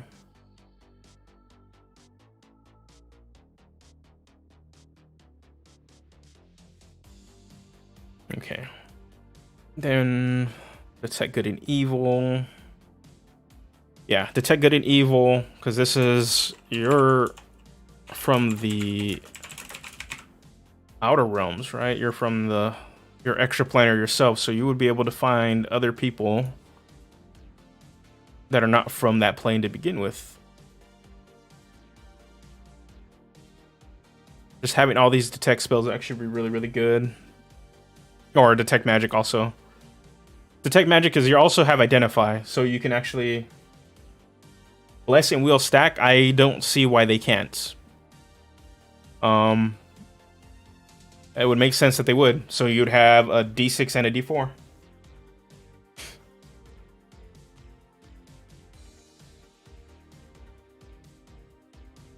Yeah, normally if it specifies that you can't have like multiple dice stacks like that, then you normally can't stack it. Oh man, this would be nasty with, what is it, the peace domain cleric, because they have some sort of bless like ability too. Oh, passing everything. Detect magic.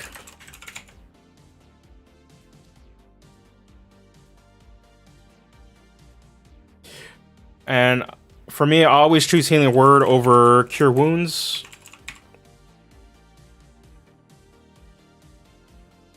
Because of the range, and normally you don't... So only the players from previous editions that don't like the superhero-ish nature of 5th edition, or how it's not hard enough to kill somebody, they don't like the whack-a-mole nature of combat, but that's kind of why I pick Healing Word in the first place, because it's like, oh, my buddy's down, they're far away, Healing Word. Okay.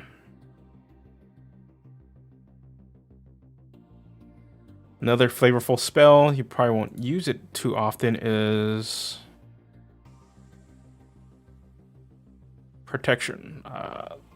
You wouldn't use it on yourself, I can see this, but Protection of Good and Evil also not a bad spell to have. From Evil and Good, excuse me. Alright.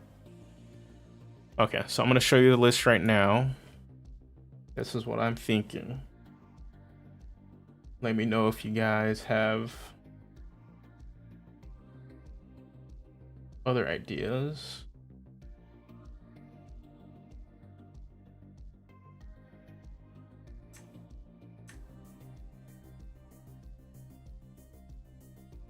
Let me put this over here. So this is just cleric spells, right?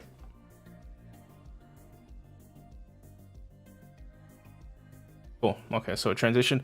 All right, so for cantrips, outside of guidance and mage hand, just from our cleric list, we get to pick 3. So suggestion wise, it's light, thaumaturgy, spare, the dying, resistance, or mending. So pick 3 out of those. For level 1 spells to consider, outside of command and identify, and guiding bolt, not blessing, bless.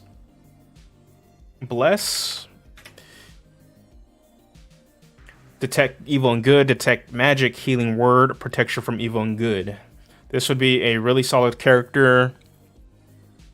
If you don't have an artificer or wizard or any sort of intelligence heavy class, and you don't want to play either of those classes, kind of feels this is kind of a character that's missing from one of our Eberron games.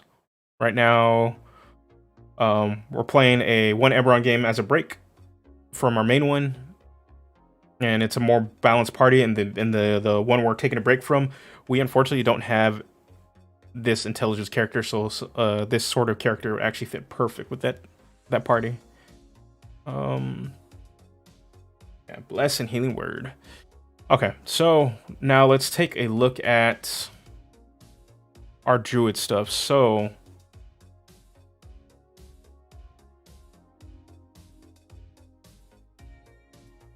we need to see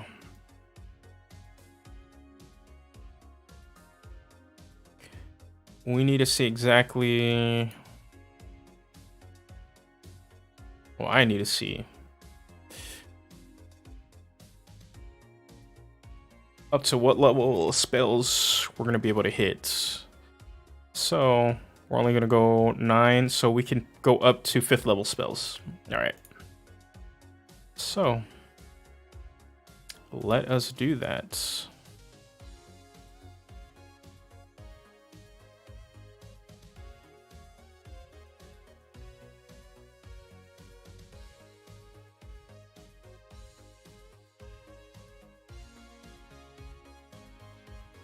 All right, let's see.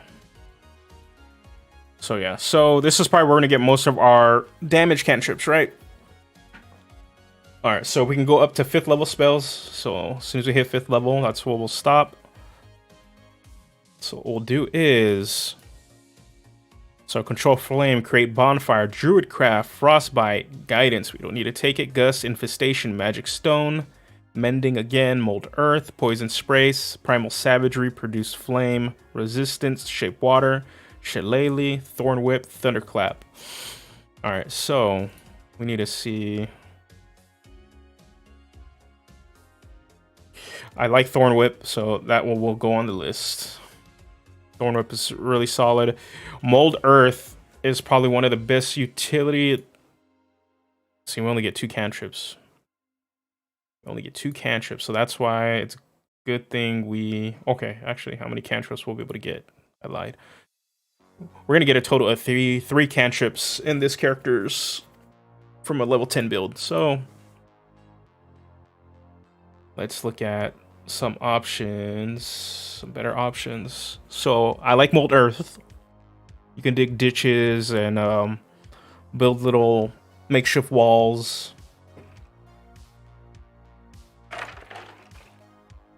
Like 5-foot little pillars.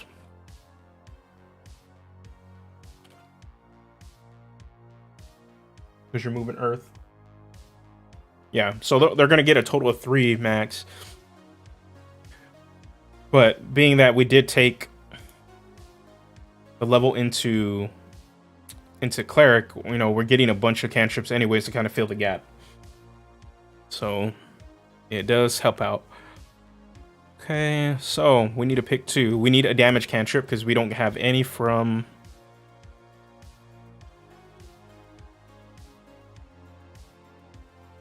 We do not have any from our cleric. So what are our options? We got control flame, right? Or no, I don't believe it. Nope, this is not. I think it's create bonfire.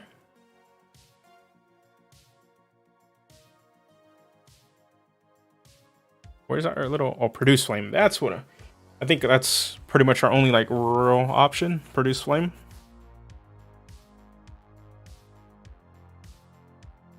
It's like we're throwing a little star at, or a little star or sun or something like that.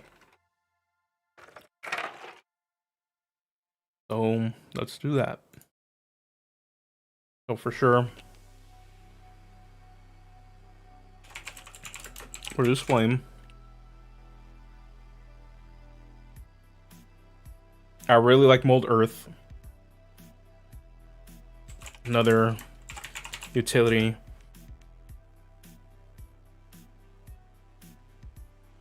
Another utility option.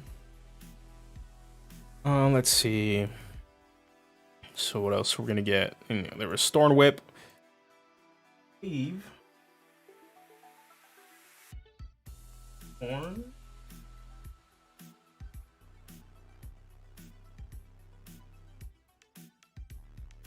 Thorn Whip is...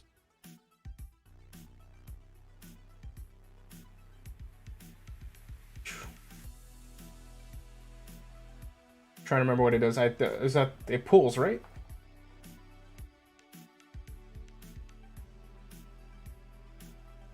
Somebody within 30 feet. Yes, here it is.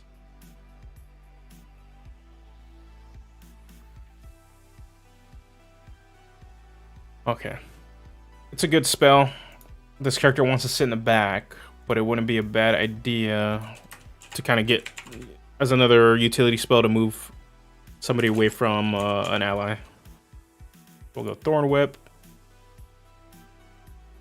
Thing is, there isn't too many. Shape Water is another good one. Another good utility spell, like on the same along the same lines of Mold Earth.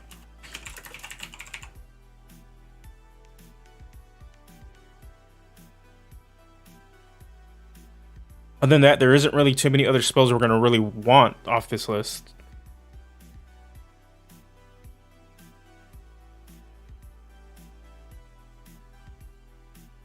Okay, so I'm gonna show the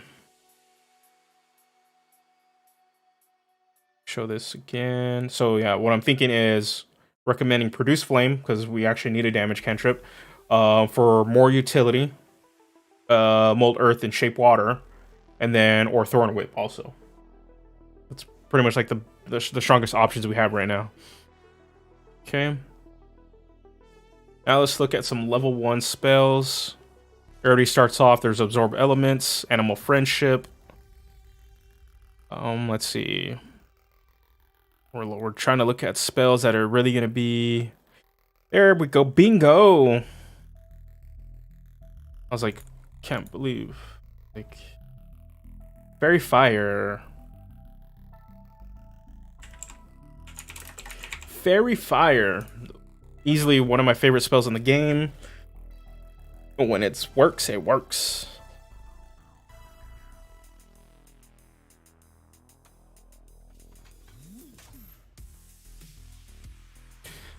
Cool thing is, with this druid, we don't really need too many damage spells for at least first level, because we're gonna have Guiding Bolt, so we already have a damage spell. So what I'm thinking is kind of looking more at like control effects. What's going on, Rashid? We decided on a Gith Zerai.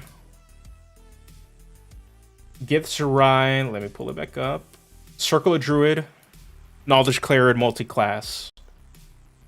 Kind of taking this character a little after the Vision from WandaVision and Marvel Comics and Silver Surfer. That's kind of the headspace. It's this character from the Outer Planes coming into the Prime Material plane, and that travels the other planes. Probably going around hunting Mind Flayers and Beholders, or going around documenting the lives of other people. Yeah, so right now we're actually going down the spell list, and I really like Entangle also, Jamie, so... Entangle, even though it's supposed to be like roots and stuff coming in, you can always flavor that as like star patterns or something coming out from the ground. Good berry, the snack. Let me put good berry on there. Never bad. Good berry. Okay, what other spells can we do? Fog Cloud. It's like you're summoning like a cosmic cloud. Cosmic dust. Yeah.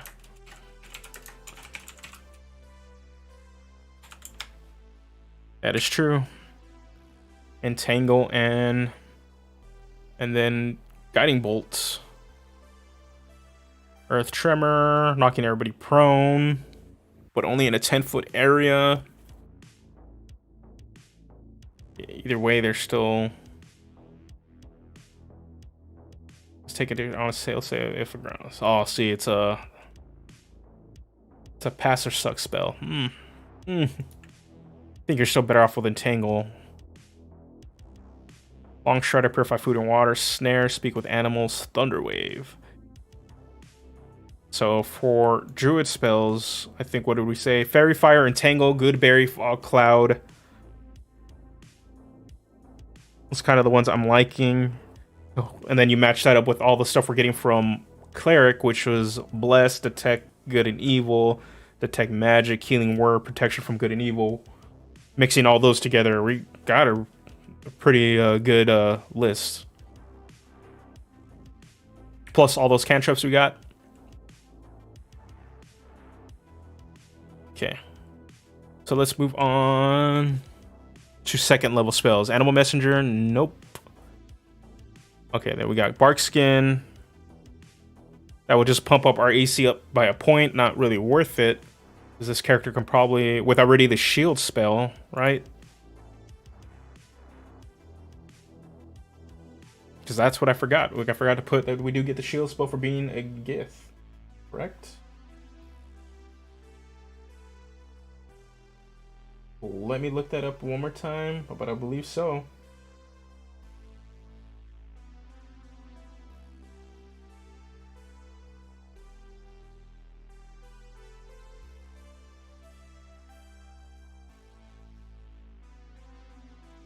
Yeah, dragon form, like in a circumstance like this, especially for this character, the dragon form actually works. That's why I honestly I think I misjudged that form a lot. Yeah, so as a Gith, we do get access to shield and detect thoughts. So even then, we're gonna be perfectly fine with our AC, so we don't need to take Bark Skin. There's Beast Sense, Dark Vision. Our Gith does. Gotta double check. I don't think we don't need Dark Vision, but we do not get Dark Vision. Earthbind. This is another like entangle type effect. Yellow strips a magical energy loop around the creature. The target must succeed on a strength saving throw, or if it's flying, it's reduced to 0 feet for the spell's duration. So just it stops people from moving. We already got Entangle, really, to do that. Enhance ability is another one of my favorite spells. You can flavor this, especially since you have like bear, bull, cat, eagle, fox, owl. You can flavor it as like calling upon a constellation and kind of imprinting it on one of your party members or yourself. So I really like enhance ability.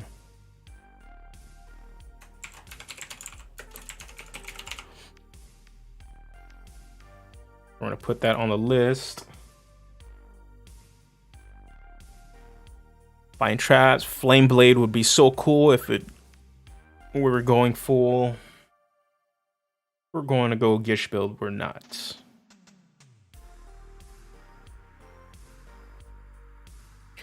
Flaming Sphere. This is like... It's a cool spell. And actually kind of flavorful because, you know, you're summoning a meteor or something like that. That's how you can flavor it to go fight and hit people. The only problem is it does use a bonus action. And if we already have... You're guiding one of your starry forms... That gives you a bonus action ability, and then we eventually get telekinesis or telekinetic to push people around. You're not really going to want Flaming Sphere.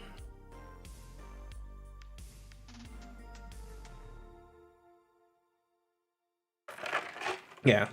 And I think at later levels, you can switch your starry form constellation every turn. So... You have like way more control over it.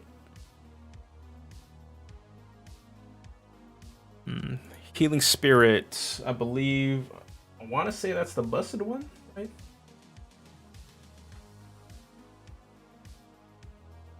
Is that the busted spell? Call forth the nature spirit to soothe the wounded.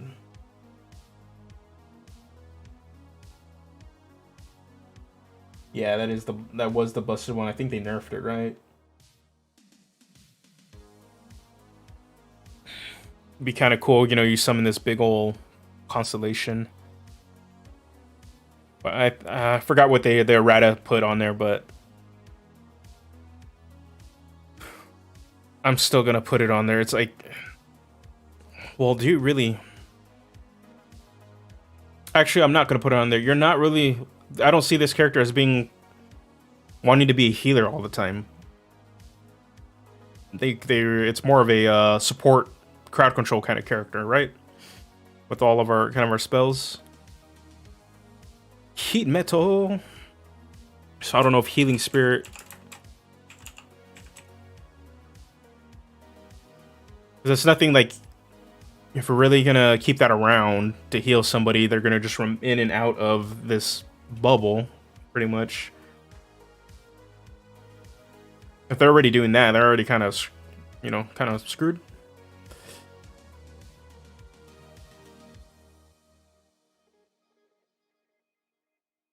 All right, heat metal, hold person. We're going through like the greatest hits. Those spells right now. We still probably should take lesser restoration.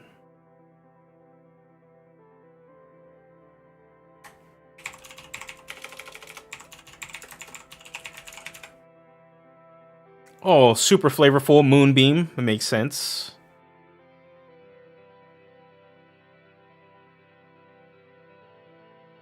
Moonbeam.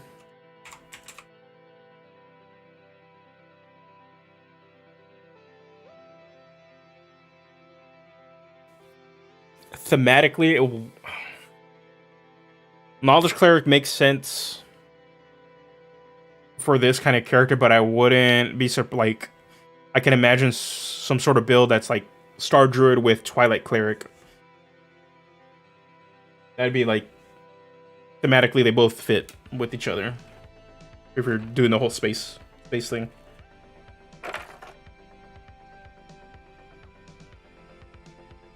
Okay. What else do we got? We got Pass Without Trace. That one's actually good. You can put like a Pass Without Trace.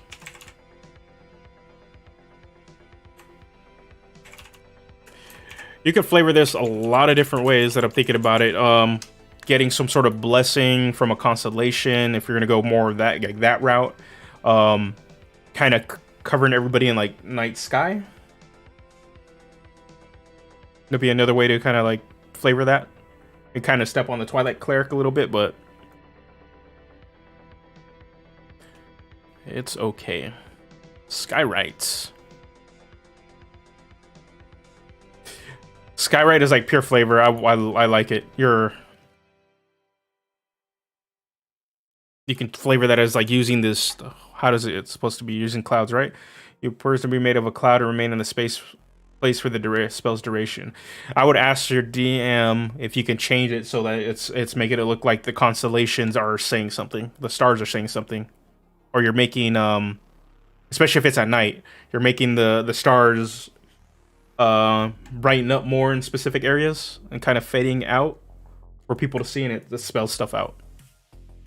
You definitely have to ask your DM on that, but that's how I would want to use Skywrite with this character. Ooh, okay, we're getting Spike Growth is so good. Really good. Druid gets so many good level 2 spells. Why?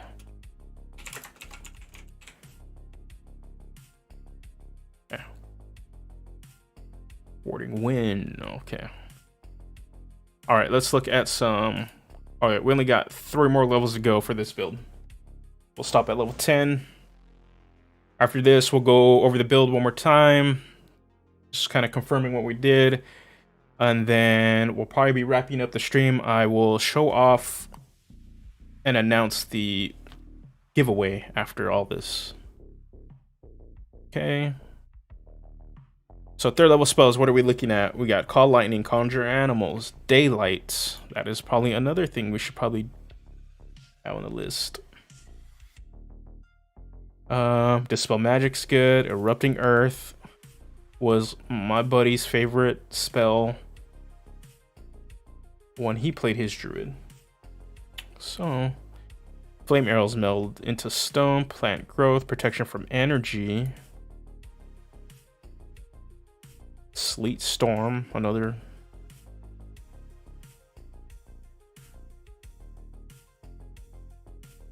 Summon Fae, Wall of Water. Okay. Okay, so for sure, Daylight would be another good one. We're gonna go with that whole space sky theme.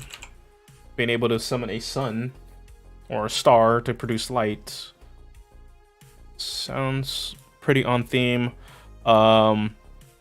Since we are also already kind of playing into this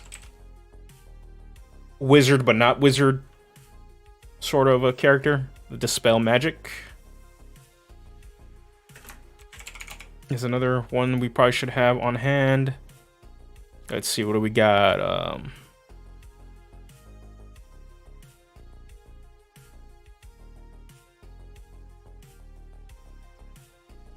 I like Erupting Earth. Just having like area effect spells is kind of what we're gonna be. This character is gonna be relying on in between Guiding Bolts.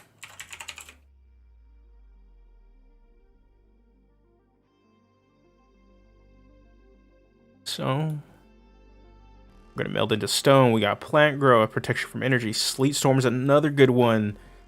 So pretty much you're gonna want. I actually like in Sleet Storm more. Ground is covered in slick. I'm liking Sleet Storm more than Erupt Earth. While Erupt Earth will do immediate damage, I'm actually going to take Erupting Earth off and put Sleet Storm. Sleet Storm is actually more on theme if we're going with the space. The space, kind of space themey we're doing also. Because Sleet Storm is like you're summoning, is it comets? Comets are made of ice. I want to say. I might be wrong. It's either that or meteors. I want to say it's comets. But, yeah, you're summoning a celestial body and summoning like small versions of it to kind of come down and freeze the floor and then knocking your opponents prone.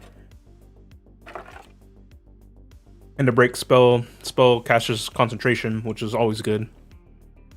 Tidal Wave, Wall of Water, What are the effects of Wall of Water? Because there's possible.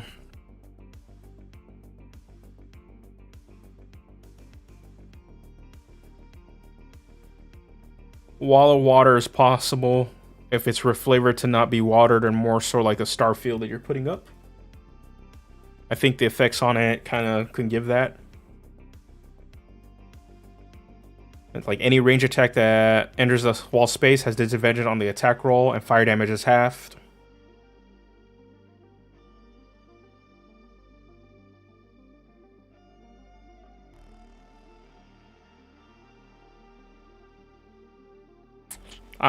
We're gonna put Wall of Water and with a heavy thing to like reflavor that. You're not summoning water, you're summoning a like a what's it called, like a star field to protect the party. It has some cool effects that actually would be pretty cool. So if somebody shoots like cold damage through there, it sort of makes that area kind of freeze up, and they shoot fire damage through there, it deals half damage. Kind of has like a space vibe to it. Tidal Wave. Tidal Wave is actually a really good spell. Let me go back.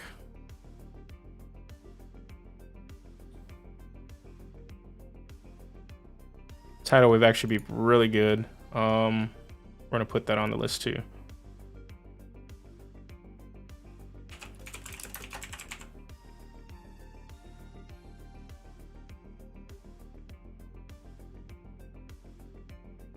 Tidal Wave.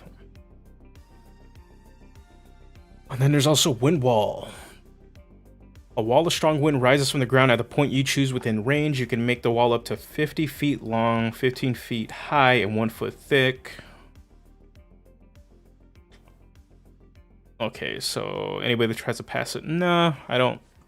The Wall of Water is better. All right, so for our level 3 spells, it's always one of those things that as you progress more, the list of spells you actually want to take and it ends up shrinking. So like level 2, level 1, you get a bunch of options, and then as soon as you get to level 3 and higher, you kind of just hone in on like very specific ones. So for level 3, we only got, oops.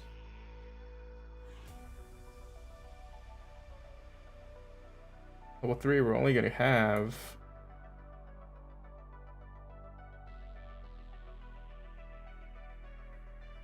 is it transitions for you guys? Here we go.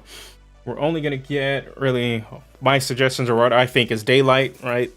Makes sense. You're summoning the light of a star. Dispel magic, sleet storm, wall of water, and then tidal wave. Yeah, I really like Miguel's suggestion. Yeah, since you are gonna be using the moon, and how it affects water, the tidal waves. It actually that's perfect. And same thing, actually, probably wall of water can also, you can still keep it as water. So it's another way to play it. Okay, so now what do we need? We need level 4 spells and then level 5 spells. So we're almost done. Excuse me. All right, so what do we get? Blight. Deals necrotic damage. It's a strong damage spell, but it doesn't really fit theme. Charm a monster. Confusion is okay. Conjure elemental. Conjure with a being. Control water.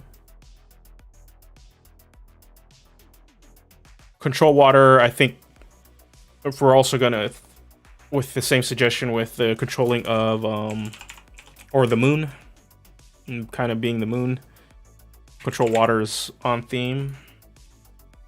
I'll put that on there. Let me switch back to the books. Let's get it. Okay, cool. Then we're gonna go Elemental Bane. Choose one creature you can see within range and choose one for the following damage types. The target must succeed on a Constitution saving throw or be affected by the spell for its duration. The first time each of the target takes damage of the chosen type, the target takes an extra 2d6 of that damage. Not good with this character since we're going to be doing a lot of radiant and bludgeoning kind of stuff. But if you're a wildfire druid, that ain't a bad idea. Freedom of movement is really good.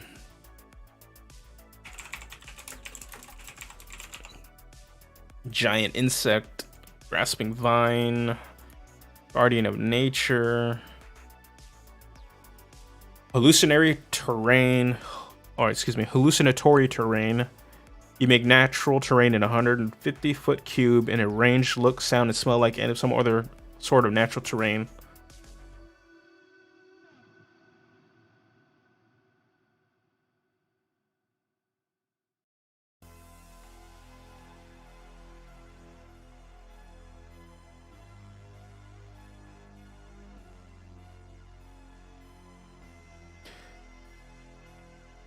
This is like a cool flavor spell. You can just change something. Not sure though. We got Ice Storm. Ice Storm can be like an upgrade for Sleet Storm. We can make start making this stuff hurt. So we're gonna put that on the list.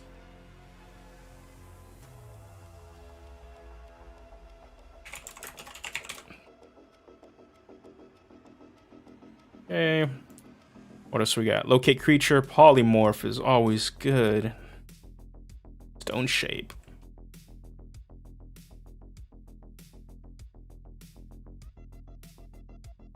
Polymorph is not on flavor-ish, but it's too good to like not have on there.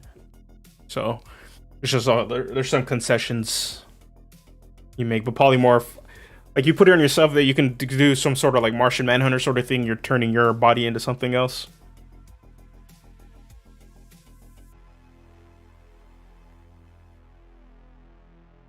Well, polymorph too could be just one of the things the character has acquired over time. He knows the secrets. He's studied books and magic as he's going through planes, and he knows how to change the shape of people. So, stone shape.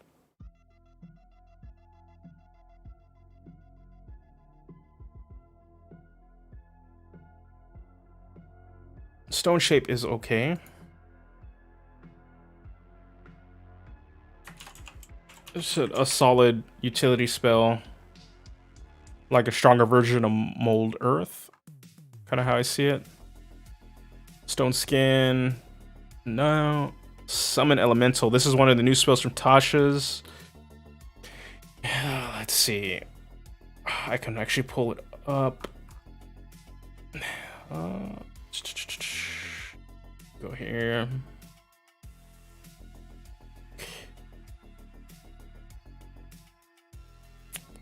Trying to summon Elemental. The only reason I'm thinking about it is like, okay, you're summoning a Elemental Spirit. There you go. Summon an Elemental Spirit, so it's like Earth. Like a space rock or like a part of a star if you choose fire, like cosmic gas if you choose an air. But I don't think they don't really do anything special. They're just kind of like an extra body you can put on the field. I don't know if you're gonna want to use your bonus action to sit there and control that. Let's see. We got Wall of Fire. We already got our Wall of Water. Watery Sphere. You conjure up a sphere of water with 5-foot radius at a point. The sphere can hover. Any creature in the sphere system is like a strike statement throw. Yeah, I like Watery Sphere. You know, bloop, somebody in a bubble.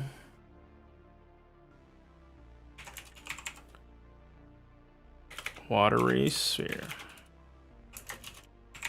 Okay, so let's go over our level 4 spells. And then we're going to pick our last spells for level 5, and then we'll go over the character again. Okay, so we got Control Water, we got Freedom of Movement, Ice Storm, Polymorph, Stone Shape, and Watery Sphere.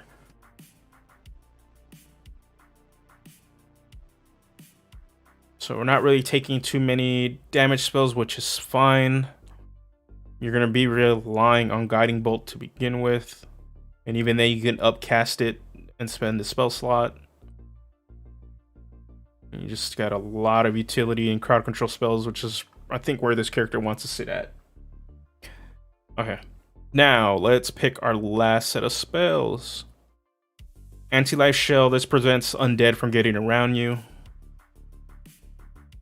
Awaken. Commune with nature.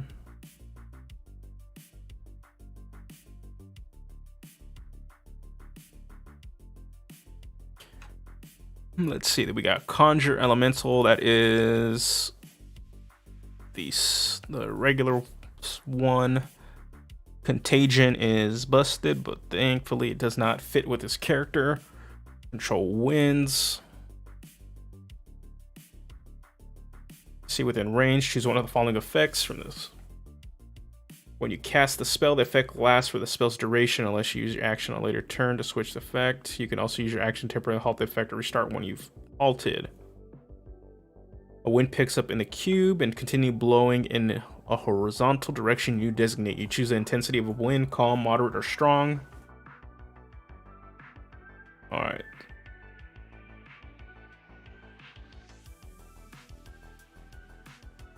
So, protects you from ranged attacks here.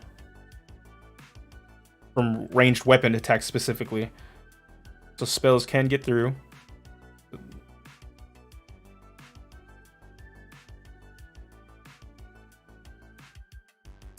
This is okay.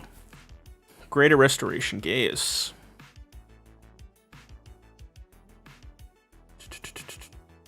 No, they don't fit with the character either. We're not really charming people. Greater Restoration was probably going to be the first on this list. Greater Restoration. Insect Plague. Summon a bunch of bugs.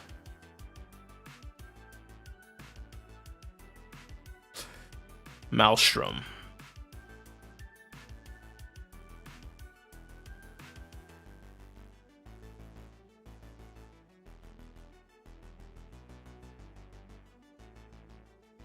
So we create a 30-foot radius whirlpool.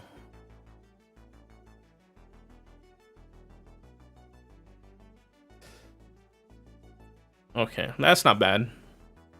It's like you're putting gravity in an area. That's not bad. Like, keep failing to save there and you get stuck to the center trying to like actually escape it. Mass cure wound. What the? We're gonna take that. Mass cure wounds is always good.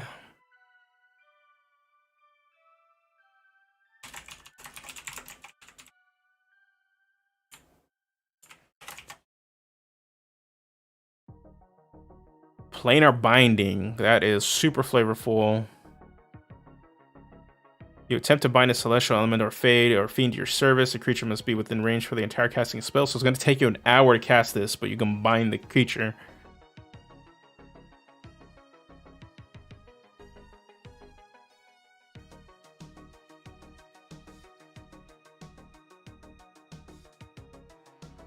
Yeah, so this planar binding is like super flavorful. Kind of Ghostbusters a creature. I like it. Okay, so then I think scrying is super on brand.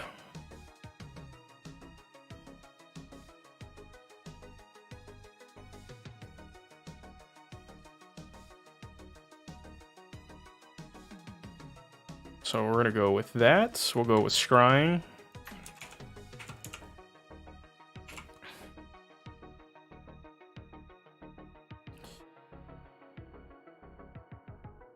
Transmute rock.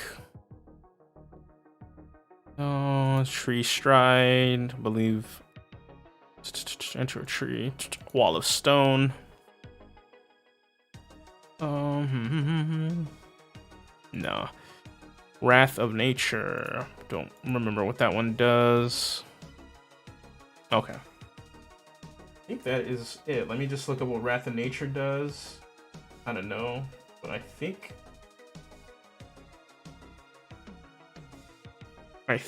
that's pretty much it for these spells. Let me see. Wrath of nature, level 5 spell. You call out to spirits of nature to arouse them against your enemies. Choose a point you can see within range. The spirits cause trees, rocks, and grasses in a 60-foot cube centered on that point to become animated. Alright. So you have the world around you start to fight for you. That's... I will put that on the list. That is actually pretty cool. It's kind of like you're aligning the planet, so to say, to animate the world around you. Maybe you can get into some sort of thing where your character starts to talk to the planet itself, maybe.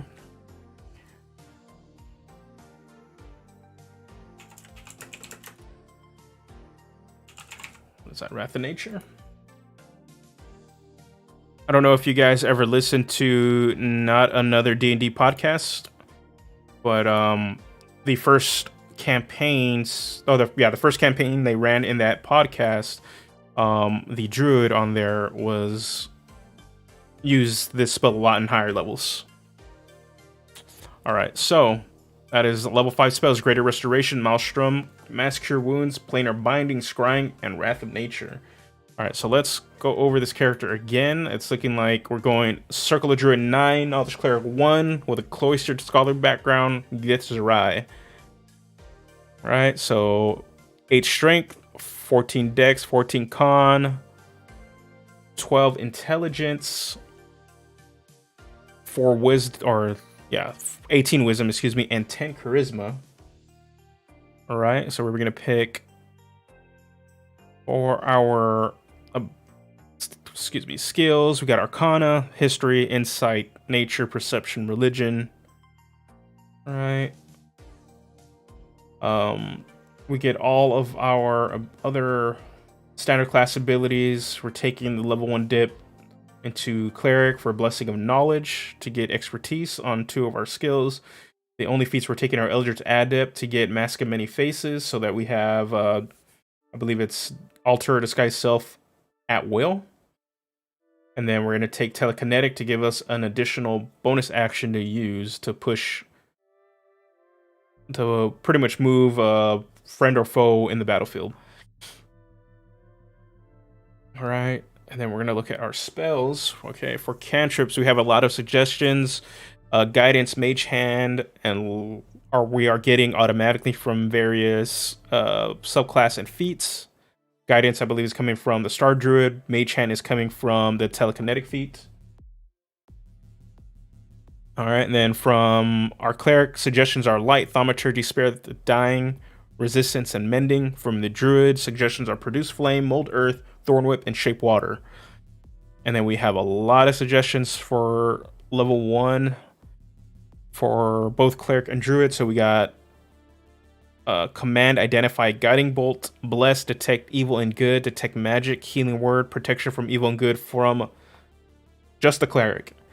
And then from Druid, Fairy Fire, Entangle, Good Berry, and Fog Cloud. And then at level 2, now everything will be all Druid spells: Enhance Ability, Heat Metal, Hold Person, Lesser Restoration, Moonbeam, Pass Without Trace, Skywrite, Spike Growth. Level 3, Daylight, Dispel Magic, Sleet Storm, Wall of Water, Tidal Wave.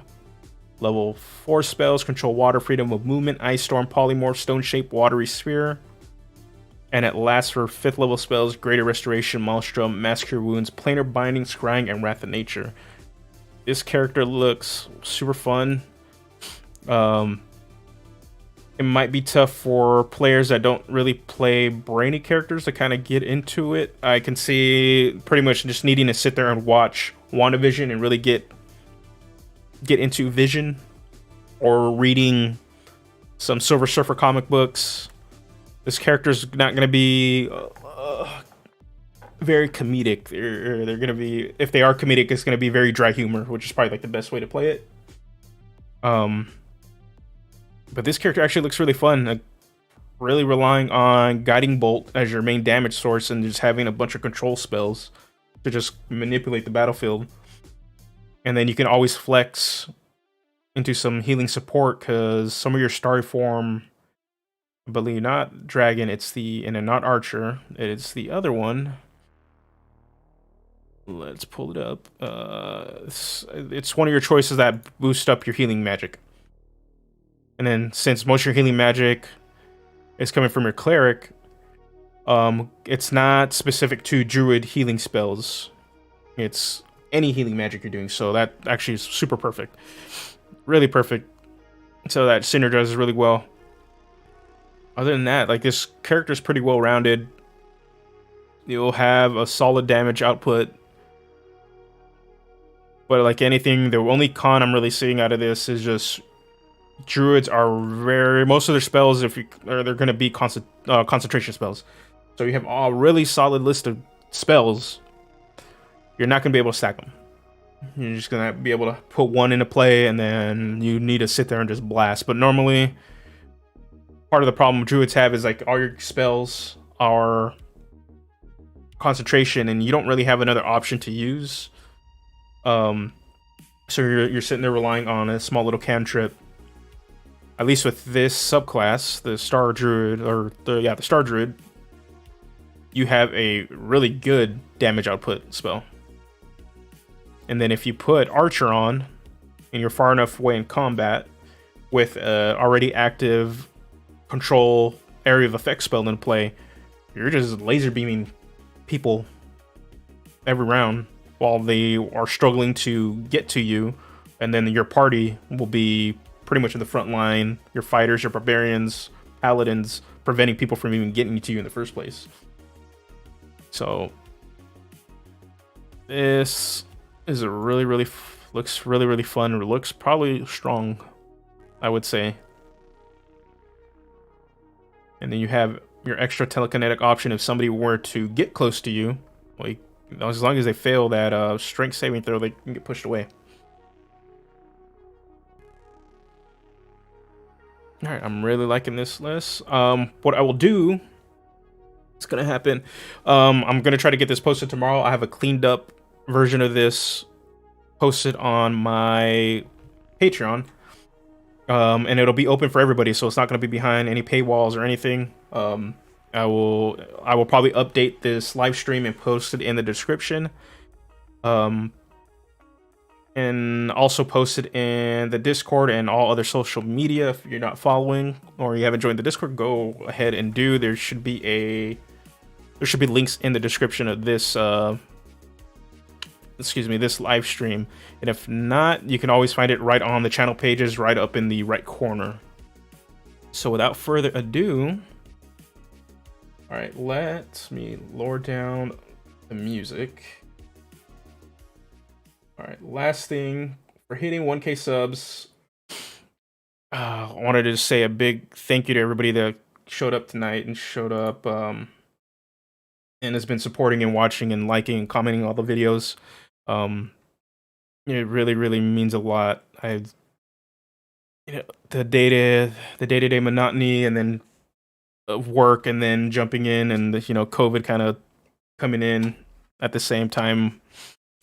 This channel's done a lot to kind of deal with the anxiety of this last year, and allows me to kind of put my creative juices into something else. So thank you guys for watching and supporting, liking, sharing. That really means a lot. And as a thank you for the continued support, I want to do a contest, another contest, to give away a book coming out in May. So if those are for you that are not familiar with or weren't aware, there is a new setting book coming out in May, which is Van Richten's Guide to Ravenloft. So I'm doing the contest now, but as soon as the book drops, it'll be a physical copy that I will mail out to you. So for all the rules and stuff, I will start a video in just a second. And again, thank you Miguel for showing up. Thank you Jamie. Thank you everybody else that showed up in the stream. After this video plays, this will be the end of the stream. I want to do more like this if I can get this onto a weekly schedule, maybe. But for sure, I will at least have streams once a month. Next month, maybe I might do another Baldur's Gate stream again. I had fun doing that. Maybe I'll do another character build, or maybe just jump on for a Q&A or something like that. So I'll figure something out. Or maybe if I can pull in some other YouTubers and we can have like a discussion, I can do that too. So okay, so again, thank you. You guys have a good night. I'm gonna play the contest video, so stick around and watch that with all the information on how to enter. Oh.